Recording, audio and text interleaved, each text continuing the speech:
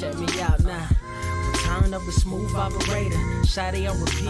I say sleep later. This another favor. Consider me your neighbor. Lost a lot of fam in pursuit of the paper. She gon' catch the vapors when we slide by. The way I speak my mind, it's like I peak my prime, but I ain't close. I cruise through the night air. Fantasy a dream. Real world is a nightmare. Like Claire battling the brainless. Learn to live shameless. Talk about me alive, but claim that I'm nameless. You aimless. So I'ma style on them. They washed up. It's a rap. Throw the towel on them. Gaining miles on them. Otakus for the win. Tacos, it depend on the mood that I'm in. Like Finn when it's time for adventure. This some new blue. Get ready to enter my mind for a few. Come and take a ride with the crew. I'ma show you how to recoup days lost when you vibe with the blue. Come vibe with the blue. Yeah. About time to regroup. Fly, got my eyes on the view. Never hear lies, only truth. Realize why they vibe with the blue. Vibe with the blue. Vibe with the blue. Yeah. Vibe with the blue. Vibe with the blue. Vibe with the blue. Vibe with the blue. Talking about vibe with the blue. Vibe with the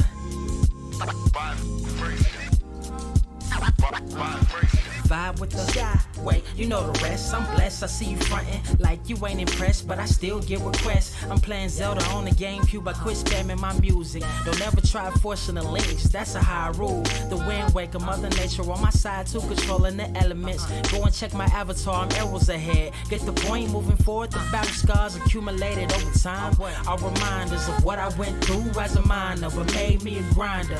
The trees broke down for this loose leaf. If life's a game of death, I'm Bruce Lee. Ooh wee. Lose sleep on the regular, trying to get this word out. Then I crash Nebula. Wish I had a very odd parent, maybe two, but it's cool. Everybody pays dues. Now it's time to make moves. Granny didn't raise me to lose. Think I'm in the mood for a cruise. Wanna ride? Come and vibe with the blue. Come vibe with the blue. Come vibe with the blue. Come vibe with the blue. Come vibe with the. Check this out, y'all. I'm back spazzing like the elderly. Worth of my cousin Beverly. Never swear away from the truth. Just ask Heather. Be weather, be tripping. Starting to control like our destiny. Always give you the best of me until the death of me. My weaponry is a paintbrush. Hush, don't tell my secret. They get a hold of it. If you leak it, get it. It's cool. Got you covered though, look. But let me get back to that cool-ish, loose-ish. Why they still lying? They don't do this. Bad at board games. Whole world clueless. Selling their soul for Roof Chris. Who's this honored fella? Need a sliced extra mozzarella. Crew fly, let God propellers. Humanity born like they don't trust fun. Why you dodge to tell her? You don't know, but my odds are better. Life's a gamble. Depending on who holding the cards. You can start living at large or it's bon voyage. Charge it to the game. Me and you ain't the same. I'm thinking bigger pictures. Why you still shrinking the frame, ever blinking the rain? It helps when your eyes dry. Mob with the bright minds. Think you funny, wise guy?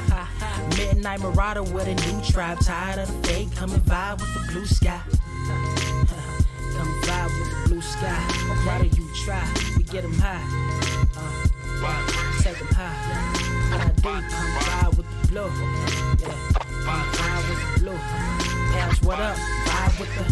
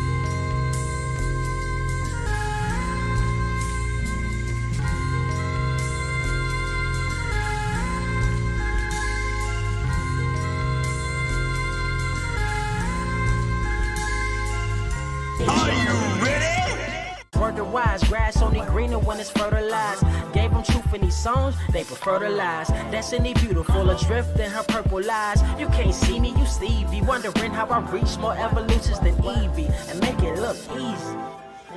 Dream on, yeah. Dream on, dream weaver. Dream weaver.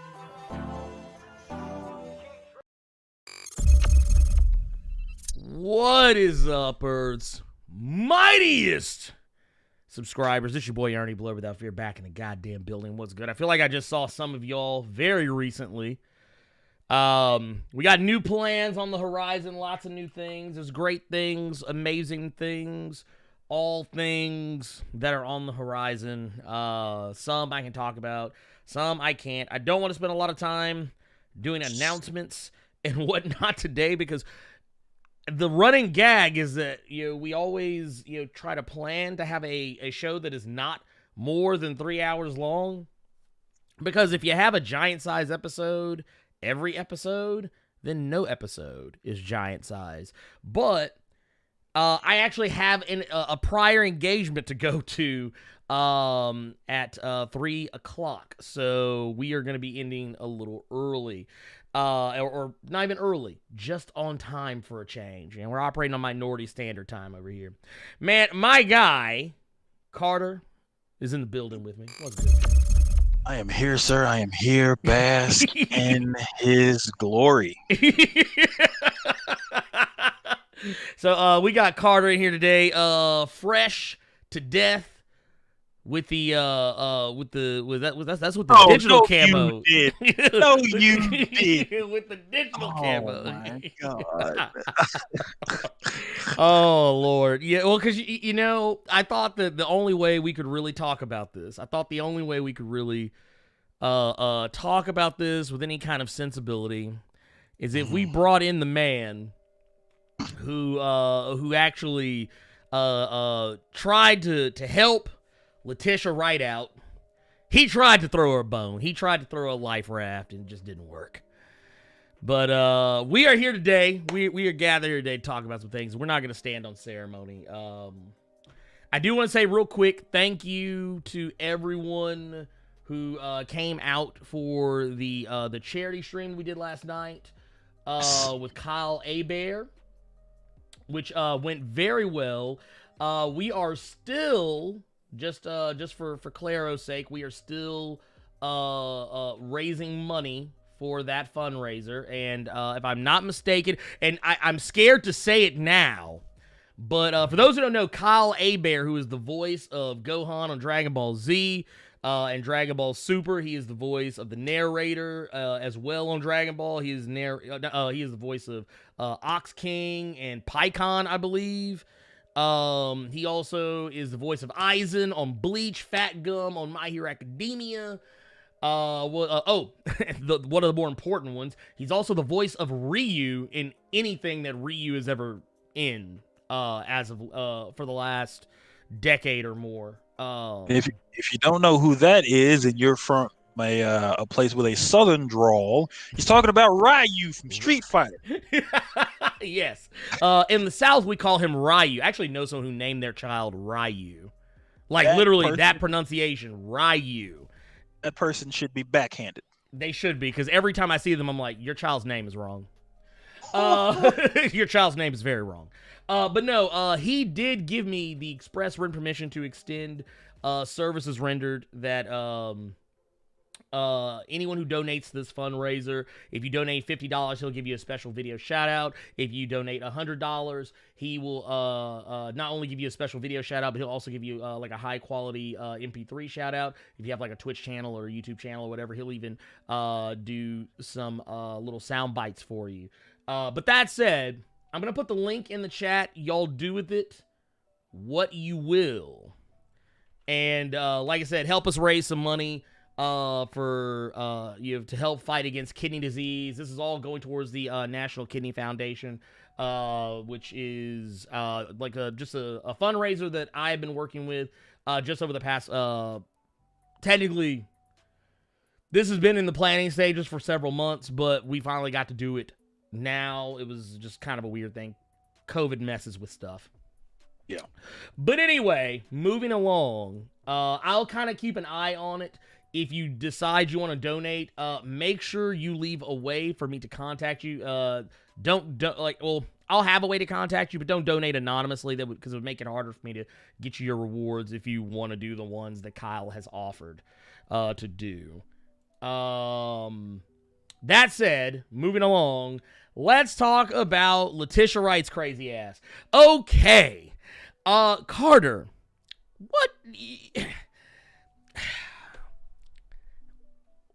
what is going on here? I'm sorry, sir. My blackness won't permit me to speak on that woman, sir. Damn. It's my birthday, and I'm not letting this crazy big four-headed fool ruin it with her tomfoolery.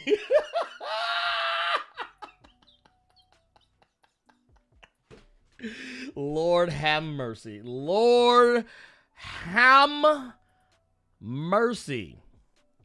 By the way, we got some super chat here from the Purple Lord Leo Anansi with a $732 super chat. Says, hashtag, keep it blurred. I'm here for it. Let's go. I appreciate that super chat. Thank you for that. That's a very, very specific number.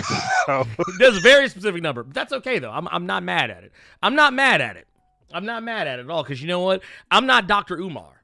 I'm not Dr. Umar. You know, Dr. Umar is all, he'd be like, oh, you know, you gave $7.32. You could have gave me 20, but, you know, hey, you did what you could. But yeah, I'm not Dr. Umar. I'm not him. Y'all probably seen that video circulate on Facebook for a little while, where he chastised somebody for not giving him as much money as he wanted. But no, I'm not that guy. I'm impressed that anyone gives me money for anything. So I'm gonna be that dude. I'll be like, shit, that motherfucker gave me some money. Shit. I'm like, goddamn. My guy Absolute Venom, gots to go get him. Said Letitia was sent to the sunken place. Goddamn. Lord, look, she out here like this, like, look, she saw, look, that motherfucker started swirling that spoon on that tea. It was it. It was a wrap. Oh, thank you so much, Absolute Venom, for that $4.99 super chat, by the way. Thank you both for your super chats. By the way, I want to say thank you everybody that's in here right now, because you could be anywhere else in the world. You could be anywhere on the internet right now, but you're right here. So that is everything. That's everything to me. Now let's get into it. Okay. Yeah. Lord. I didn't want to, you know, originally I actually wrestled with this. I didn't want to air her out like this. Mm-hmm. But goddamn it, I gotta do it. Okay, so those of you who don't know, Letitia Wright is the actress who plays Shuri in the MCU, the Black Panther movies, Avengers, Infinity War, and Avengers Endgame. She recently posted a video on the Twitters. On Friday afternoon. And basically what happened was the video that she posted, it was a 69-minute video. First off, that's where she fucked up. Yeah. Don't ever post no 69-minute video on anything ever in the history of ever on Twitter, because there's gonna be that one motherfucker who's gonna have time to comb that motherfucker, and he gonna find something problematic in what you did. Anyway, and not only that, ain't nobody got no time for no 69-minute video about what she's talking about. Okay. Yeah, Twitter still won't let a motherfucker edit tweets. You expect us to watch a hour-long video? 240 characters. No. You get 240 characters. You better say your piece in 240 and keep on moving.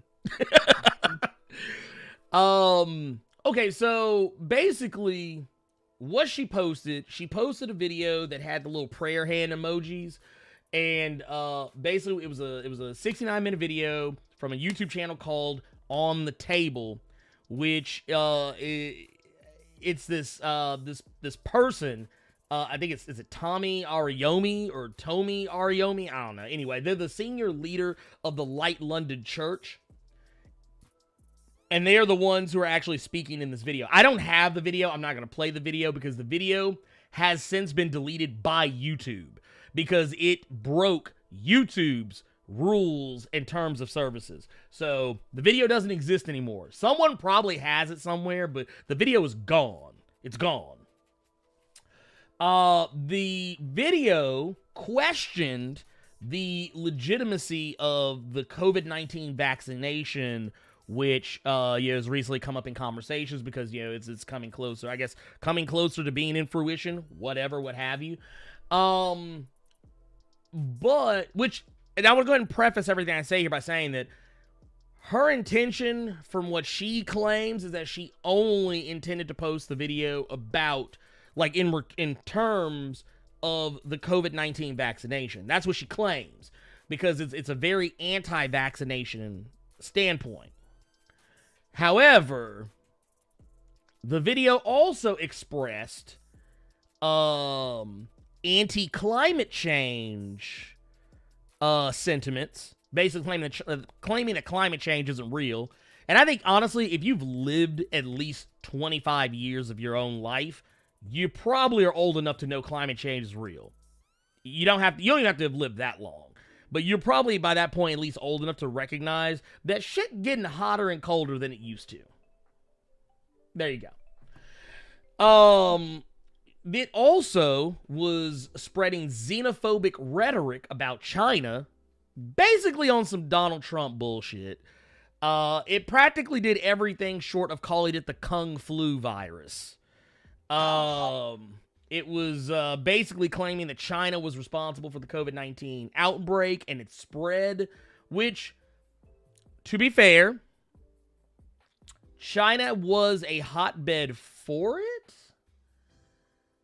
but we are really one of the few countries that's really still, like, trying to get over it because we're stupid. America.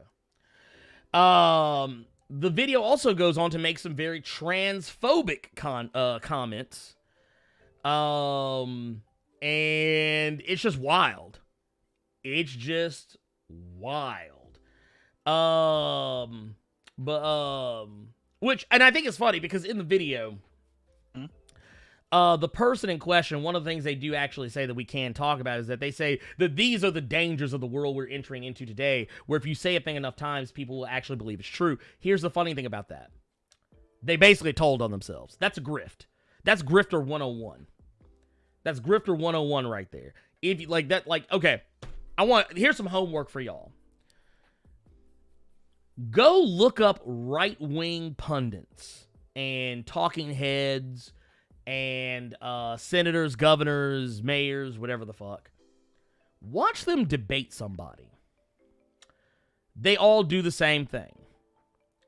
They talk really fast. They repeat the same thing over and over again.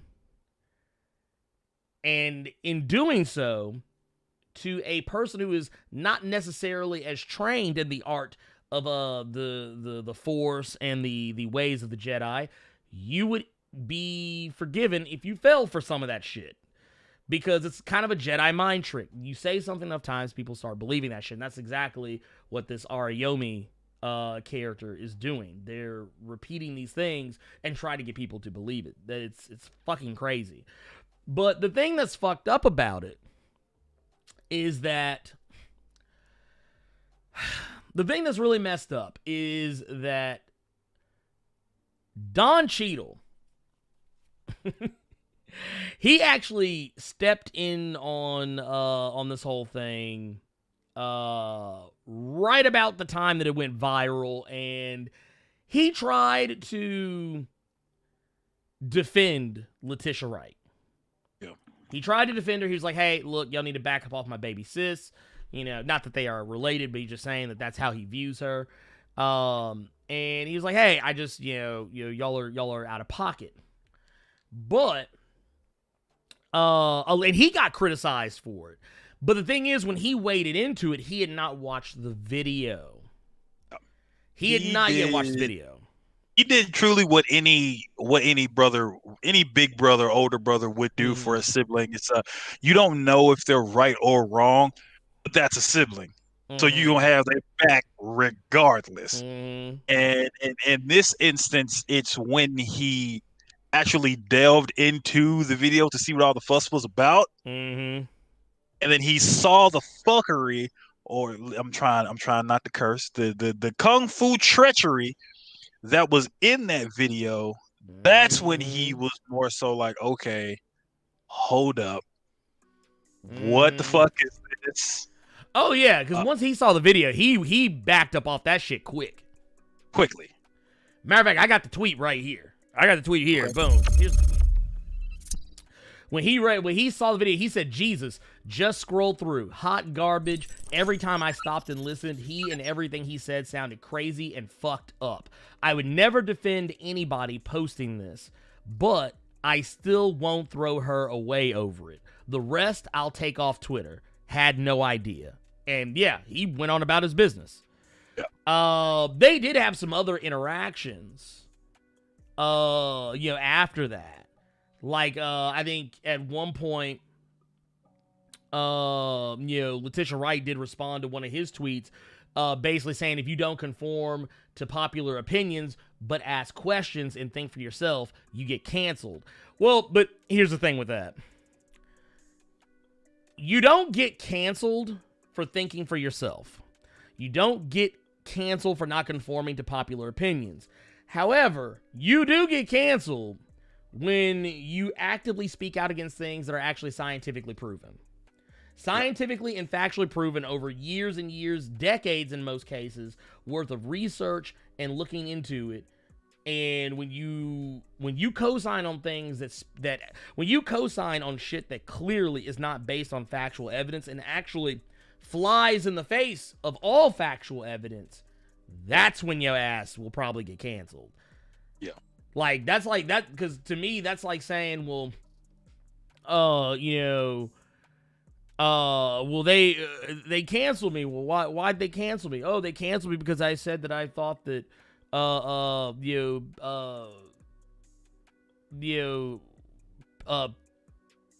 COVID-19 virus came from space. Be like, well, okay, that's crazy talk, but you go right ahead. But when you start like spreading rhetoric that damns a group of people wrongfully, or even in a xenophobic fashion, that's where you're probably gonna get a little canceled, maybe a little bit. But that's not even that is technically the worst of it. I just thought it was interesting that these transphobic things came out like at the end of the week, where at like, what was it, roughly the start of the week, we had just gotten information from Elliot Page, formerly Ellen Page, that they were that they were coming out as trans. So I thought it was very interesting, the fact that it's like, hey, in one part of the week we get this uplifting story about Elliot Page coming out and living their truth, and then we get at the end of the week Letitia Wright's crazy ass coming out, posted a video posting transphobic rhetoric. Now had she because the one thing that she was saying is she was more so specifically talking about the COVID vaccines. And had you just either I don't even think telling people would have helped you there, but had you told people, watch this video up until so and so, right, then people just could have took it, or they could take it or leave it at that point, right? But it's when people continue watching that video and they see this stuff that in their mind is fucking ridiculous, then of course everybody is gonna look at you like you're a jackass. I do respect Don Cheadle's his POV from this, because originally, again, he was just watching out for his little sis. But he does what I think a lot more people should do if you know somebody that may or may not will come with the bullshit, honestly, because I think that there are instances where you may say something on the Blerd Cave that I don't particularly agree with, and I'm not just I'm not just about to just air you out in front of everybody. The one thing that he said was, I still won't throw her away over it. The rest I'll take off Twitter. That's the key part that I like. Basically saying, I'm not finna air her out just so in front of y'all asses so y'all can say some shit. Whatever I gotta say to her, I'm gonna handle that behind closed doors, because that's how you handle your fam. Right. I'm gonna hit her up on Skype or Zoom or a phone call or a text or something. This shit ain't gonna be on social media, and that's kind of what I appreciated in this too. Is that I don't gotta air everybody out that I know. Like there's some shit that went down recently with someone in my social circle. I didn't even call them by name. I just put the shit out there and just let people know, hey, if you notice that people aren't around me anymore, there's probably a good reason for it. Yeah. There's probably a good reason for it. And I left it at that. I didn't say who it was. I didn't point, like, if you knew, you knew, but like if you didn't know, you wouldn't know. Like, I'm not gonna sit here and air somebody out like that, especially somebody that I care about. I'm not gonna air them out like that. Because that's wrong. You're not, and first off, it's not gonna make them change. Embarrassing them online. That's a shame tactic. Yeah. I think in this instance, I think it's something that she can come back from, because if we're taking her word at this, she was more so talking about the vaccine stuff for COVID. If that's all you're talking about, then okay, sure. But next time some shit like this happens, I hope you have the wherewithal to know. It's basically what I said earlier, and I think Absolute Venom said it in the chat. Clip the part you're talking about. Mm-hmm. But because in you showing that whole video and you listening to this individual talk about COVID, well, we're going to see what else this individual has to talk about. And when we see what else this individual talks about, and in some people's opinion is some hot garbage, then we're going to take the point that you were trying to prove and also say that was hot garbage, and then you look like an idiot with egg on their face. Mm-hmm.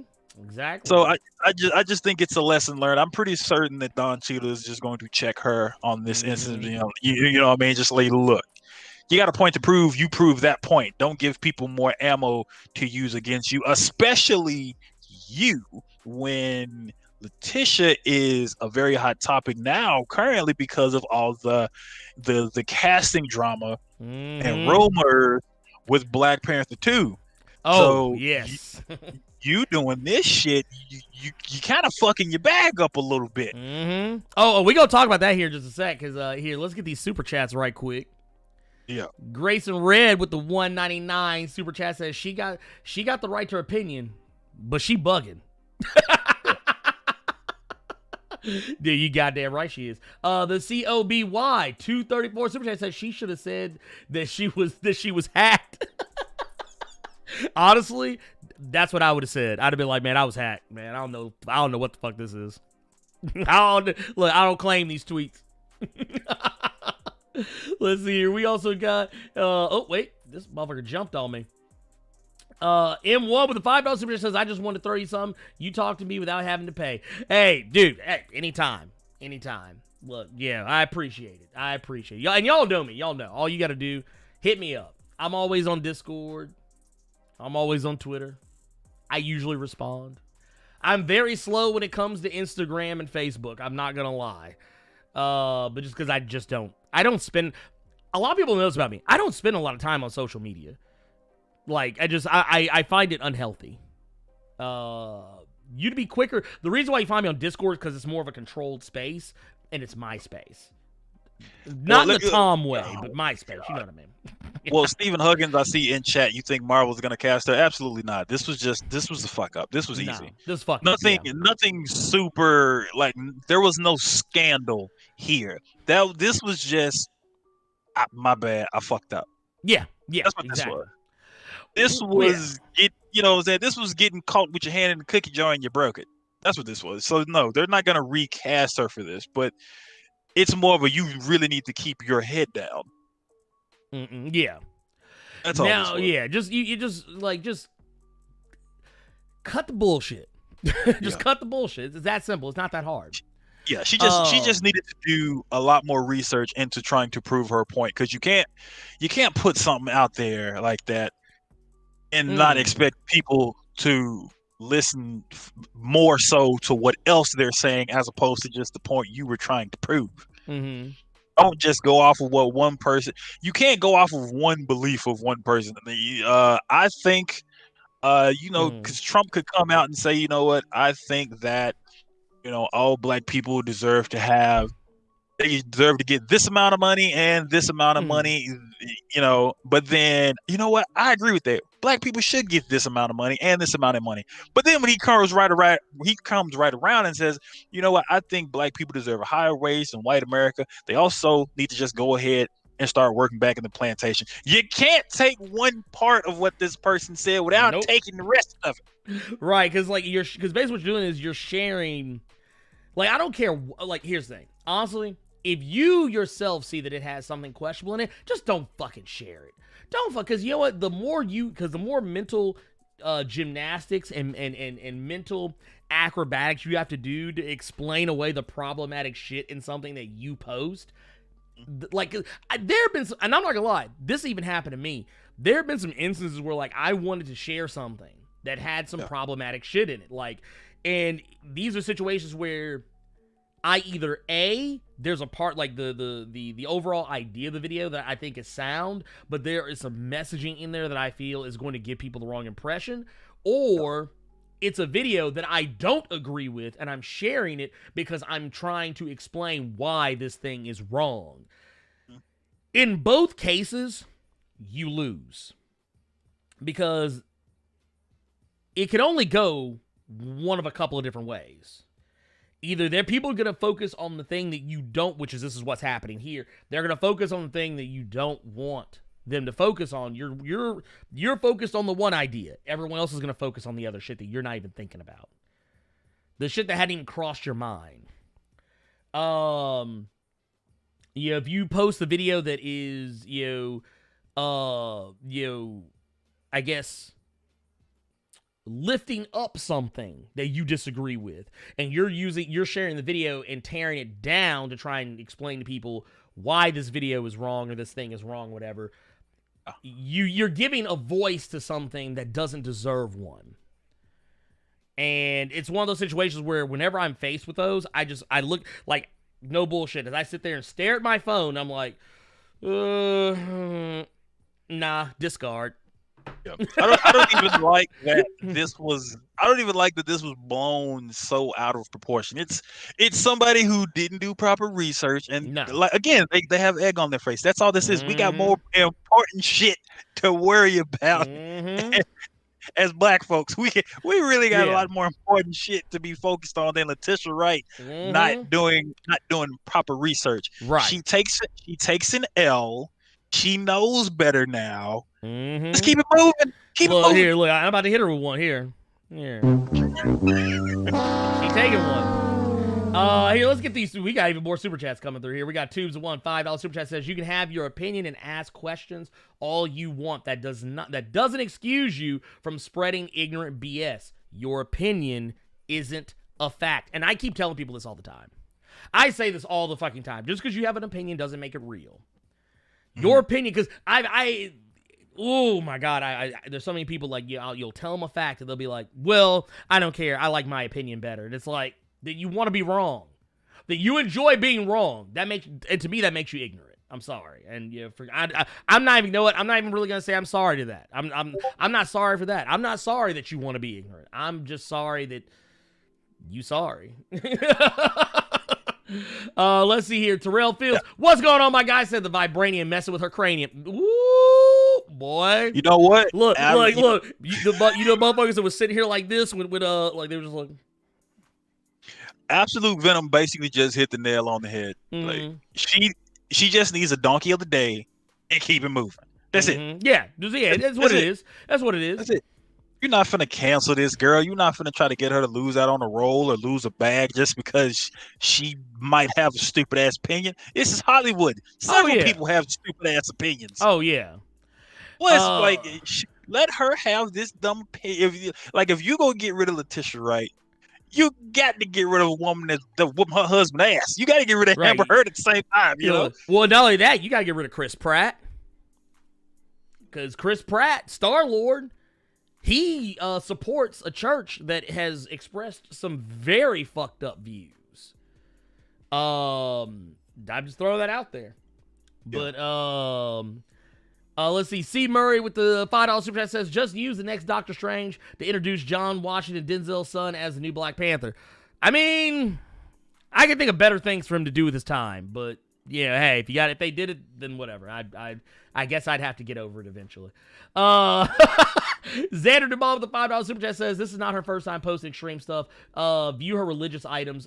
Career suicide in 5, 4, 3. No. Okay. So we're about to get not into some of that stuff, but there's some more stuff about her that is we're about to talk about real quick, and then we're gonna keep it moving because we can't stay on this for too long. Absolute Venom with the $4.99 super chat says I see Letitia Wright is getting all this beef and canceling, but Amber Heard is still getting work. Keep that same energy. Exactly. Y'all, look, if we gonna cancel Shuri, we gotta cancel Amber Heard. Get that bitch out of here. She got to go. It was Bergtown Music Group with the $4.99 super chat says Wakanda has no need for mutant medicine. Lord, y'all ain't shit. Wow. I will say this. One thing I will say is that I am skeptical of a coronavirus vaccine, as any person should be. Black, white, brown, blue, purple, periwinkle, or otherwise. It just is what it is. Am I gonna take that motherfucker like sight unseen? No, I'm gonna wait till a bunch of motherfuckers take that shit first, and I'm gonna wait it out. I read Red, White, and Black. I've seen the Tuskegee Airmen. I've researched the Tuskegee syphilis experiments. Y'all ain't about to catch me slipping. Kojak Black with the $5 super chat says, "What's up, brother Blerd? This is comparable to Gina Carano. Keep hustling, brothers." I mean, Gina Carano, she expressed some very anti-vaccination. Her thing was basically trying to say that the virus wasn't real, or that like we should basically just go out and live our lives because the virus is going to get us one way or the other. But here's the thing: the virus is killing people. I know people have been killed by it. I know people have been affected in such a same way. I ain't taking that chance. I'm not about to risk it all just because motherfuckers in their feelings. And just to so that no one thinks I don't read the regular chat, I can play Fortnite. I just don't want to. Yeah, you do. Lie No, again. no. You saw No, that. no. Nope. You saw that Mando skin and lost your damn mind. I did. I saw that Kratos skin too and lost my goddamn mind. But you know what? They ain't getting no more money from me. Because look, I already caught Blade. Oh shit! I didn't know you bought him. Yeah, I got Blade. I got Blade. So I mean, shit, you already got me. I wanted Daredevil. I think I got Daredevil too. Yeah. But anywho's, and we don't know what she didn't say anything about trans people. The video did, and the video doesn't exist anymore. It's just that the video did have some anti-trans rhetoric in it. That's all we know. Which honestly, I don't care what it is. If it's considered anti-trans rhetoric, then it's bad. Because you know it is what it is. Well, here's the thing. And Stacey Dash, that bitch crazy, and also a husband beater. So there you go. Let's see here. What else we got? I'm still going back through. I'm coming back through the chat just to see what's good. Yep. Antonio Logan, Amelia Clark did not replace Amber Heard for Aquaman 2. No, that was just a picture that was going around of people saying that this would be a good choice, so we can go ahead and get Amber Heard ass up out of here. Let's see. Yeah, no, that exactly. It's the same way they did like with Bo-Katan on Mandalorian when the shit was going on with Gina Carano. People were like, "Hey, can we kick Gina Carano's character out and get Katie Sackhoff in here and let her get the spinoff?" Because that was the thing. Like, Gina Carano was supposed to get a spinoff for her Cara Dune character. Because, you know, the character was so popular. And then, and here's what happens. When you get popular, when your name starts popping up a lot, you start talking that shit.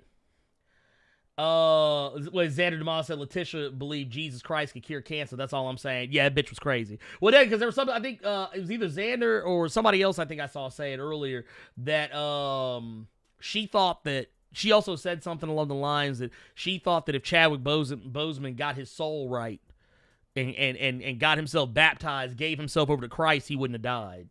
Okay. Got his soul right. Mm-hmm. Did Shank soul get him? Look, wait, did he get his soul snatched? Lord, I'm done. Anyway, but that's not the only thing. Okay, so apparently, because we got some tweets here, Letitia Wright has not only been fucking up here, apparently she don't want to be in Black Panther 2.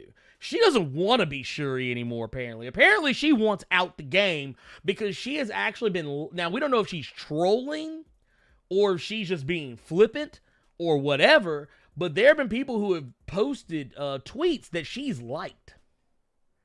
Now, a like doesn't necessarily mean anything, but it does recognize that you saw it and you probably endorse it in some way, shape, form, or fashion. I don't know. But basically what we got here, they're talking about Letitia Wright is facing backlash after resharing an anti-vax and transphobic video on Twitter. She also liked tweets about canceling Black Panther 2 and recasting Shuri. So look at this shit right here, man. Here's a tweet right here. It says, cancel Black Panther 2 immediately. It's in her likes. It's in her likes section. I mean, if you feel like that, I mean, take your ass back to Black Mirror. I think that, man, right? Man, take her ass back to Black Mirror. I'm done with you, man. I'm done with you.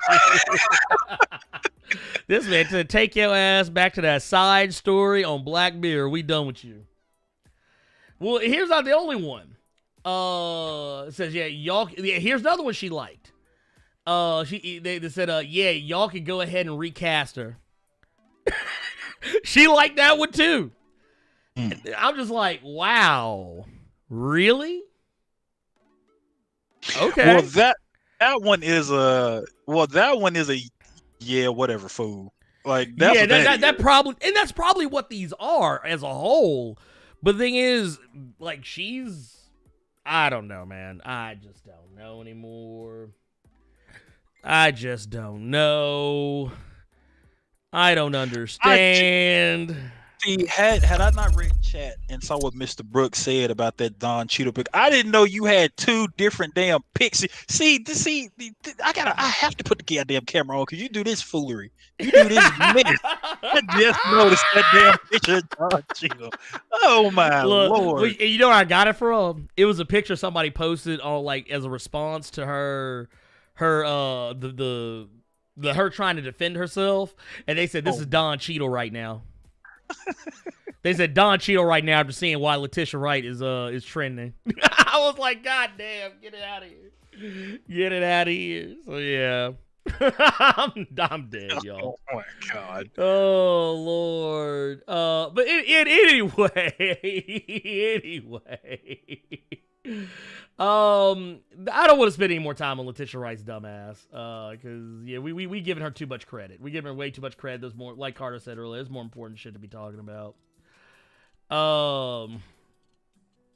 Let's see here. Let me go back because we got some more super chats that just came through too. Terrell Fields came through with the 499 super chat. Says this chat don't want it in Fortnite. If you see Blerd.com emoting on you, then you know what time it is. See, now I gotta get on. Look, because you know what I want to do? I want a Billy bounce. I want a Billy bounce on folks because whenever I get the dub, that's what I'll be like. Do do do do do do do. Look, hit with it. I gotta do it. We also got Tlali House saying, hey Ernie, have you heard of the song Secret Wars by The Last Emperor? It's a comic-based hip-hop song. Dope! Yes, I have. I have listened to that song for a long time. I freaking love it. It's one of my favorite songs of all time, actually. The Last Emperor, for those who don't know what the song is, I can't play it on here because they will fucking copyright strike the channel, but if you look it up, it's called The Last Emperor, The Secret Wars Part 2. And basically what it is, he's pitting up other rappers against characters in Marvel Comics. So like putting Storm up against Lauryn Hill, putting Nas against Spider-Man. And yeah, so on and so forth. It's really cool. It's crazy. It's crazy. You have to hear it for yourself. Because if I'm not mistaken, I think it was something he did for the Lyricist Lounge way back. And if I'm not mistaken, I think it was a freestyle. When he originally did it, but I could be wrong. Anyways, moving along. We got one from Andrew Walker with a $5 super chat, says, just get Rihanna and call it a day. I love the show. Well, I mean, they both got big foreheads. Hey, you're not about to disrespect Rihanna. Not on my birthday. You're not about to disrespect Rihanna. Look, I don't mind. Look, you know what's gonna happen when she get that. You see that goddamn look I'm giving you right now with my arm on? You're not gonna disrespect Rihanna while I'm right here. You're not about to. Look, wait a minute. Look, when I have her get the heart-shaped herb in her, she look, be under my vibranium.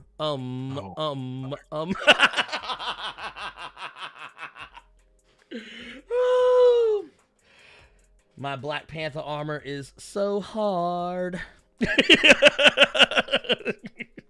Anyway, that's my Rihanna joke for the week. Anyway, moving along.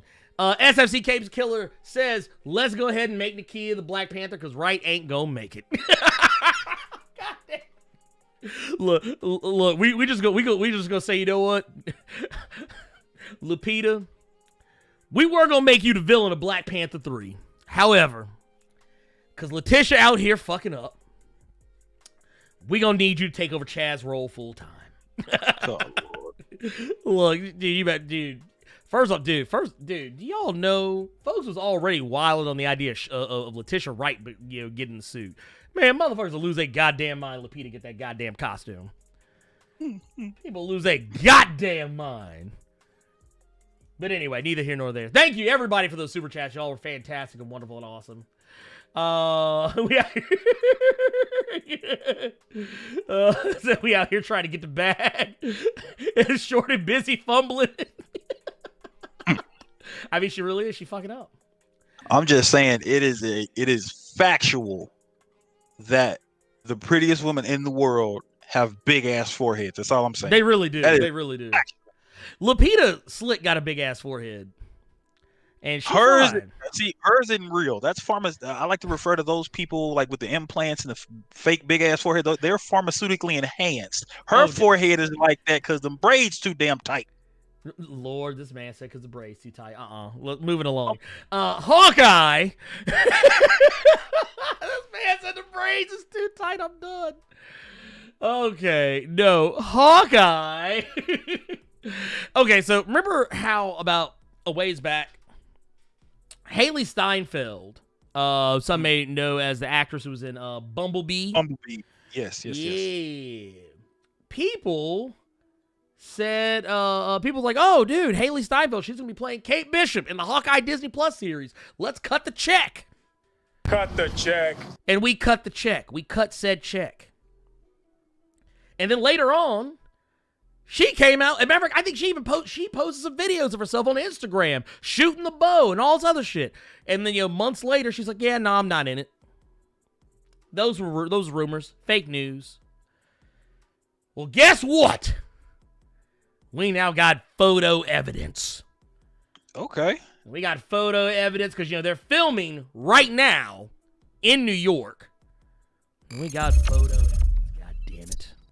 There's Haley Steinfeld's ass right there, holding a bow. The lies, I tell you, the scandal. And she's also with Jeremy Renner. There's also Pizza Dog. Pizza Dog's in it. No shit. Yes. Pizza Dog is in it. Let me see if I got a picture with you can't see it right here very good, but the dog is behind Hawkeye. Okay, so that all but confirmed this is going to be taking some cues from Fractions Run. Yes. Yes. Then. I didn't even know that Haley Steinfeld was confirmed as Kate Bishop. That's actually good casting. She can do the. I could see her. I could see her and Jeremy Renner like shit talking back and forth. That's a good pick. And we got Pizza Dog in it. Yeah, Pizza Dog. I'm hyped now. And I like that she has Hawkeye has he usually has that compound bow. Like she's got like the regular ass bow. I'm here for it. I'm here for that shit. Now they have to call him Hawk Guy at some point. Dude, that was one of the things from the Fraction Run where people kept calling his ass Hawk Guy. Dude, I'm here for it. Like I said, you can get a little bit of a clearer shot in this last one of Pizza Dog. I love how she's got all purple on with the jacket. Oh, dude,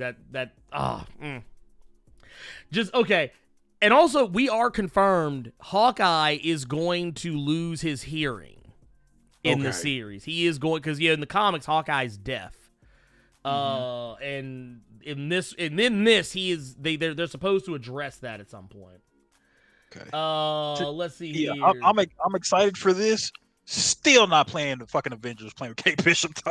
I'm excited for this though.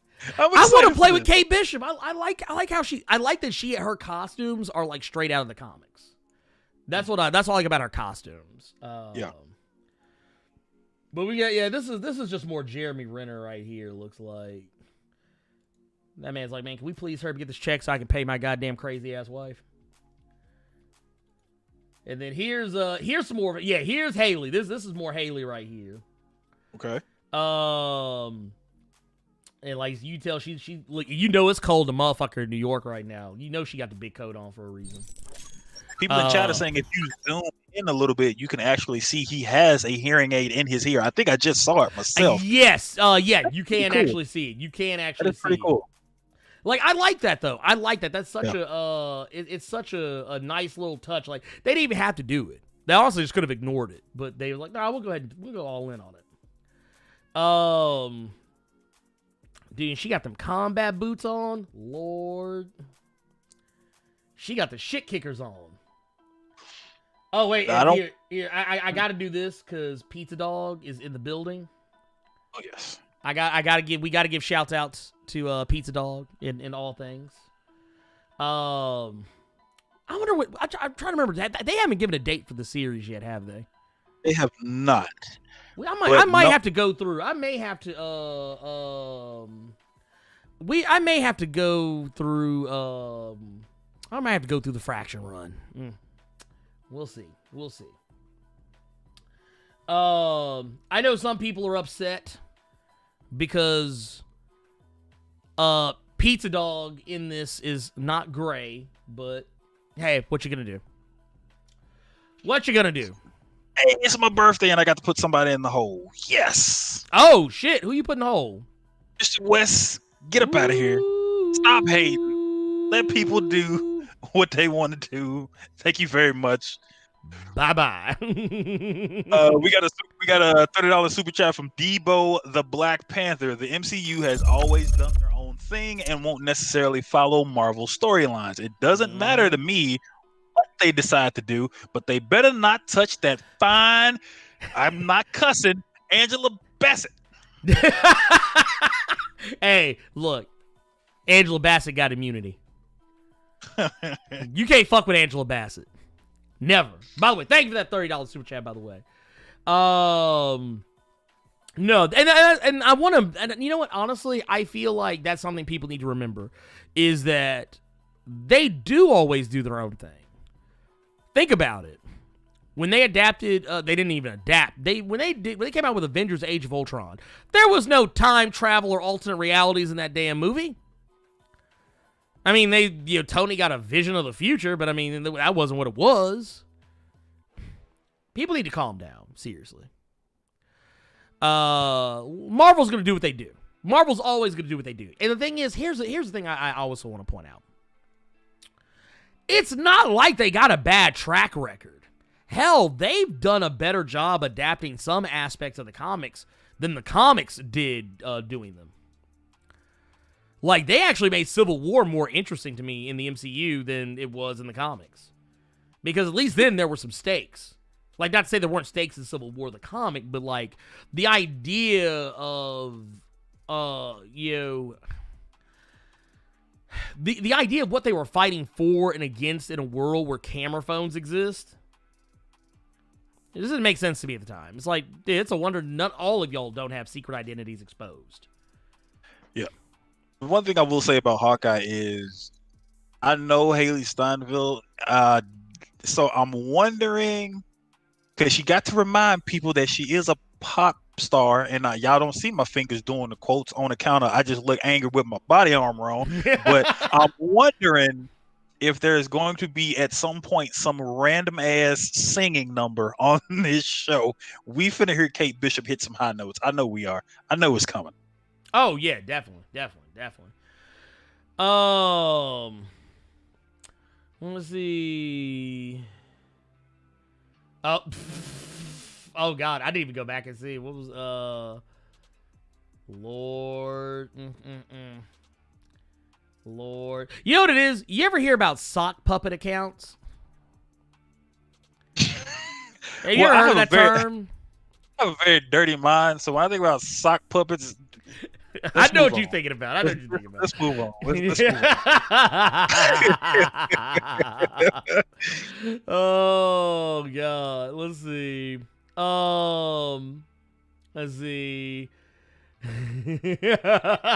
Oh, trust me, Mr. Brooks, you didn't miss anything. Mr. West was just on his grift. That's what he was on. But that's okay. He's with Sabretooth now. Bye-bye. Welcome to the hole, bitch. Anyway. Damn, I ain't saying all that. It's my birthday. I can't use such foul language. My ears, my word. Yes, sir. Well, you know what? We're not done talking about Hawkeye. Because there's still stuff going on. There's still stuff going on with Hawkeye, so to speak. So are you well, first let's get the first one out of the way. Okay. Guess who's coming to Hawkeye? I'm just being silly. Anyway, I thought you said, guess who's coming on Hawkeye? And I'm like, I don't want to know. Oh, no. God, no. No, we've learned that Florence Pugh, who may be some of you wrestling fans who saw that movie Fighting with My Family may recognize her as the actress who portrayed Paige. Miss Puh. Also, the actress from Midsommar. She will be reprising her role as Yelena Belova, the second Black Widow, and presumably will be the new Black Widow in the MCU post this Black Widow solo movie. Now it's all rumors right now. There's no actual evidence to back this up, but it would make sense considering the fact that in the Black Widow movie, we are actually supposed to get some insight into Budapest. And Hawkeye is actually, if I'm not mistaken, I believe he was actually confirmed as being in the movie to some degree a ways back. So it all makes sense. Jeremy Renner's out here getting those checks, and I'm here for it. I want him to have nice things. I can't really be excited for this just because I have not yet seen Black Widow, so I don't even know if Yelena Baloney is going to be good in this film. But this man said Yelena Baloney. Lord, I'm done with you. Lord, get this man. Dude, after that movie night when we watched New Mutants and we saw Danny Moon Pie, it's just I don't know how to feel. This man, what is he doing? You saw that terrible acting from that woman. She was the worst. She was bad in that movie. That is not Danny Moonstar. That was Danielle Moon Pie. That's who that was in New Mutants. But I will have to see Black Widow before I have any kind of opinion. I know that this young lady can act just from Midsommar, and yes, and the name is awesome. Anybody called Puh, I'm gonna watch the film. So I have high hopes for this, just because now that I know some of the roles that we have in Hawkeye, and I know they're gonna be doing some stuff from the Fraction Run. Plus, I can't be mad at a show that has fucking Pizza Dog in it. Okay, so if we do have Yelena in there, and they are going to give some backstory to with the Budapest stuff, I personally would have liked it more if it was Scarlett Johansson. But that's not the case. You got to take what you get. So, I mean, I'm in a wait and see kind of mode right now. Mm-hmm. Well, here's something funny. It's funny. Okay, it's funny that you mentioned Danny Moonpie. Mm-hmm. And I also think it's funny that we mentioned deafness. Okay. And the reason why is because there really hasn't been any Native American representation of note in the MCU. And there really hasn't been any deaf representation in the MCU. Yeah. Well, we're gonna get it. Yeah. And you know how we're gonna get it is we are gonna be introducing some new Avengers to the Disney Plus series. They're gonna be coming along, and it is going to be one of them is going to be Echo. Echo. Yeah, Echo. The Native American deaf superhero Echo. Typically hangs out with as of late has been hanging out a lot with Captain Marvel. Okay, I thought you meant Echo the Dolphin, the old Sega Genesis game. Lord, this man said I'm Echo. sorry. Echo. I'm done. I'm done with you. I'm done with you. I'm done with you, man. Echo the goddamn dolphin. Really? That game? God, that game. How's a dolphin save the goddamn ocean? Man, that's the only Echo I know, man. Don't judge me, man. That's the only superhero character that I know named Echo is that damn dolphin, okay? Stop hating on the dolphins. Why you hating on dolphins now? First it was Letitia Wright, now you hating on dolphins? I mean, look, I'm just saying. They're weird creatures. See, Rick Hybujin just said she was Ronin at one point. See, that's all you had to say. That's all you had to say. Okay. You had to hate on the damn dolphin. Next time, I will lead with the Ronin bit. So, okay, here's the deal. We know that, of course, you got Jeremy Renner, Haley Steinfeld, so on and so forth. But we are also going to be seeing some new blood infused into this. We know that Vera Farmiga is going to be playing Eleanor Bishop. So, the mother of Kate Bishop. Let's see. Frafi is going to be playing a character by the name of Kazi, who they say is possibly the Marvel villain named Casimir. I'm not going to say that. It's the clown. Anyway. Fuck that shit, dude. Why you got to have fucked up ass names, dude? Why you got to have fucked up ass names? I think if your parents name you a fucked up ass name, you should, at your earliest convenience, seek to change it. We know that Tony Dalton is going to be playing Swordsman. That'll be interesting. Okay. That's not a character I was expecting. Or I guess maybe it was, but just I didn't think they would actually. I thought maybe they would just bring back another character that isn't dead. But that'll be interesting because that means we'll get to delve into Hawkeye's past. Of course, we already mentioned Florence, who will be reprising her role as Yelena. And we'll also, was it Aliqua Cox, who will be playing Maya Lopez, which is Echo, for those who don't know.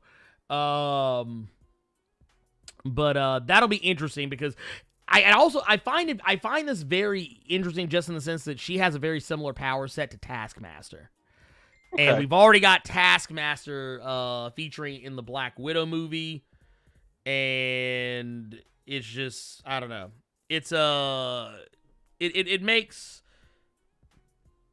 for a very interesting, I don't know, setup. Like, because if this is going to be coming out after Black Widow, or if it comes out before, I think it'll probably end up coming out after. It seems like it would make more sense for it to come out after. But I'm curious to see how this will all play out. Oh, and then also we have was Zahn McClarnon, who'll be playing Echo's dad, Crazy Horse. So there you go. There's that. I like Vera Farmiga. That's a damn good pickup. Just if you have not seen Bates Motel, like good lord, yeah, dude. Or just any film that she's been in, I think that's her sister that has been just carrying American Horror Story for quite a few seasons. So to see Vera Farmiga get her back in the Marvel franchise, that's a good pick. Mm-hmm. And matter of fact, for those who don't know, for those who are not familiar with the actress, I'm not gonna go through all these because this is too many actors to to run through. But for those who are curious, this is Vera Farmiga. You'll probably recognize her more from like what was it? Shit like what was it? Was it I always get them mixed up. Was it The Conjuring? Oh yes, yeah. It was The Conjuring. Yeah, I always get The Departed. Conjuring. And what was the other one? There's another movie. What's the other fucking movie that's also I think by the same damn director? I know you're talking about. Oh God, what was that movie? Oh shit. They were both done by James Wan. Yeah. Either way, yeah. I get those two movie franchises confused sometimes, even though they have shit to do with one another. That is a nice lady right there. Yeah, In the words of Booker T, Shucky Ducky Quack Quack. Talk to him, King. Talk to him. Speaking of talking to him. Yes. Let's do a little quick run back on the chat. Let's do a little quick run. We're gonna run it back on the chat real quick. My guy, Cyclops is better than Wolverine with the 199 super chat says the only thing I want from the MCU is a good Cyclops. I mean, hey, I would like that too. That would affect me the most. Like James Marsden. I liked him. I just didn't like how they downplayed him. They played him crazy by the time you like in the first movie. I was like, I was like, he's not bad. But you could tell whoever, well, Bryan Singer, obviously, noted pedophile Bryan Singer, allegedly. You could tell. That's what it was. You would think the other horror movie you were thinking of was Insidious. That's the one. Okay, yeah. I always get Insidious and The Conjuring confused. I don't know why. It's probably because of James Wan, though. It's because I'm like, oh, it's James Wan. But no. I feel like whoever wrote Cyclops in those movies, I feel like they might have been watching the animated series. Yeah. Because at every turn he is getting played. Yeah. They made him way too much of a Boy Scout. Like, he was too much of a Boy Scout. Yeah. Like, honestly, Cyclops, y'all talk about character assassination. Cyclops has suffered the worst level of character assassination I think I've seen in quite some time. Yeah. In quite some time. Yeah. Let's see here. Nate Lowe says, do you think Hawkeye is setting up Thunderbolts? I think it's possible. I think it's very possible.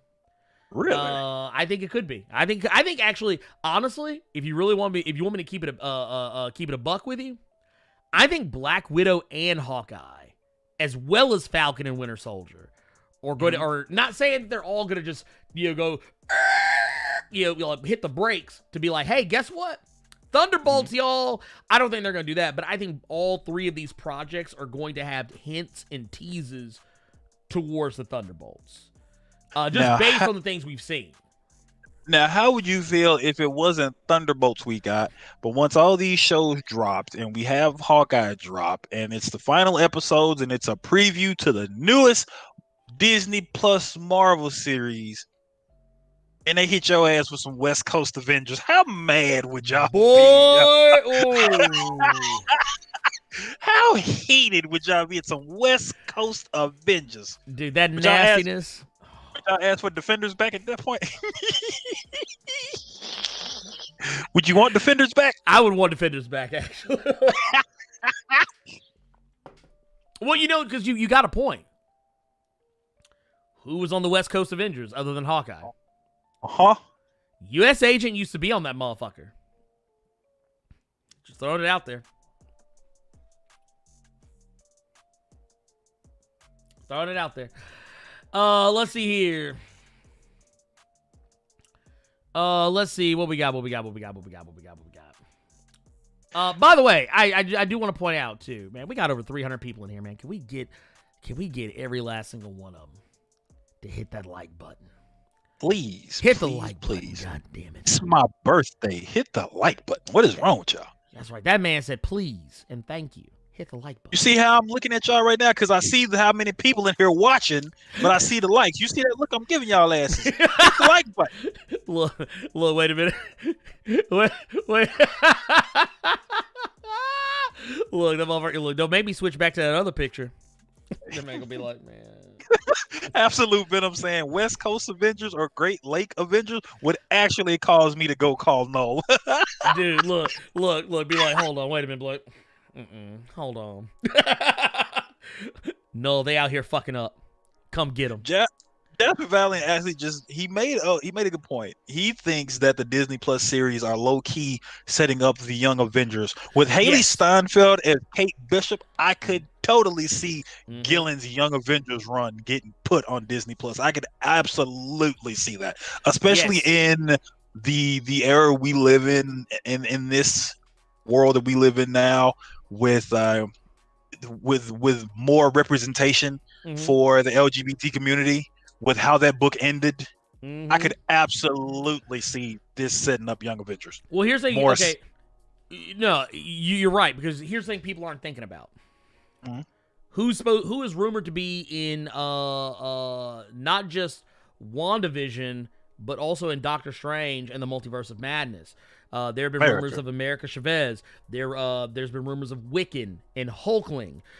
We know that Falcon and the Winter Soldier very possibly will have Isaiah Bradley in it, and if that's the case, there's a very strong chance that Patriot could show up at some point later down the road. We know that the second Falcon that we talked about last week was Joaquin Torres. He is supposedly been cast in Falcon and the Winter Soldier, even though technically he was not a Young Avenger, not to my knowledge. We also know, of course, Kate Bishop, duh.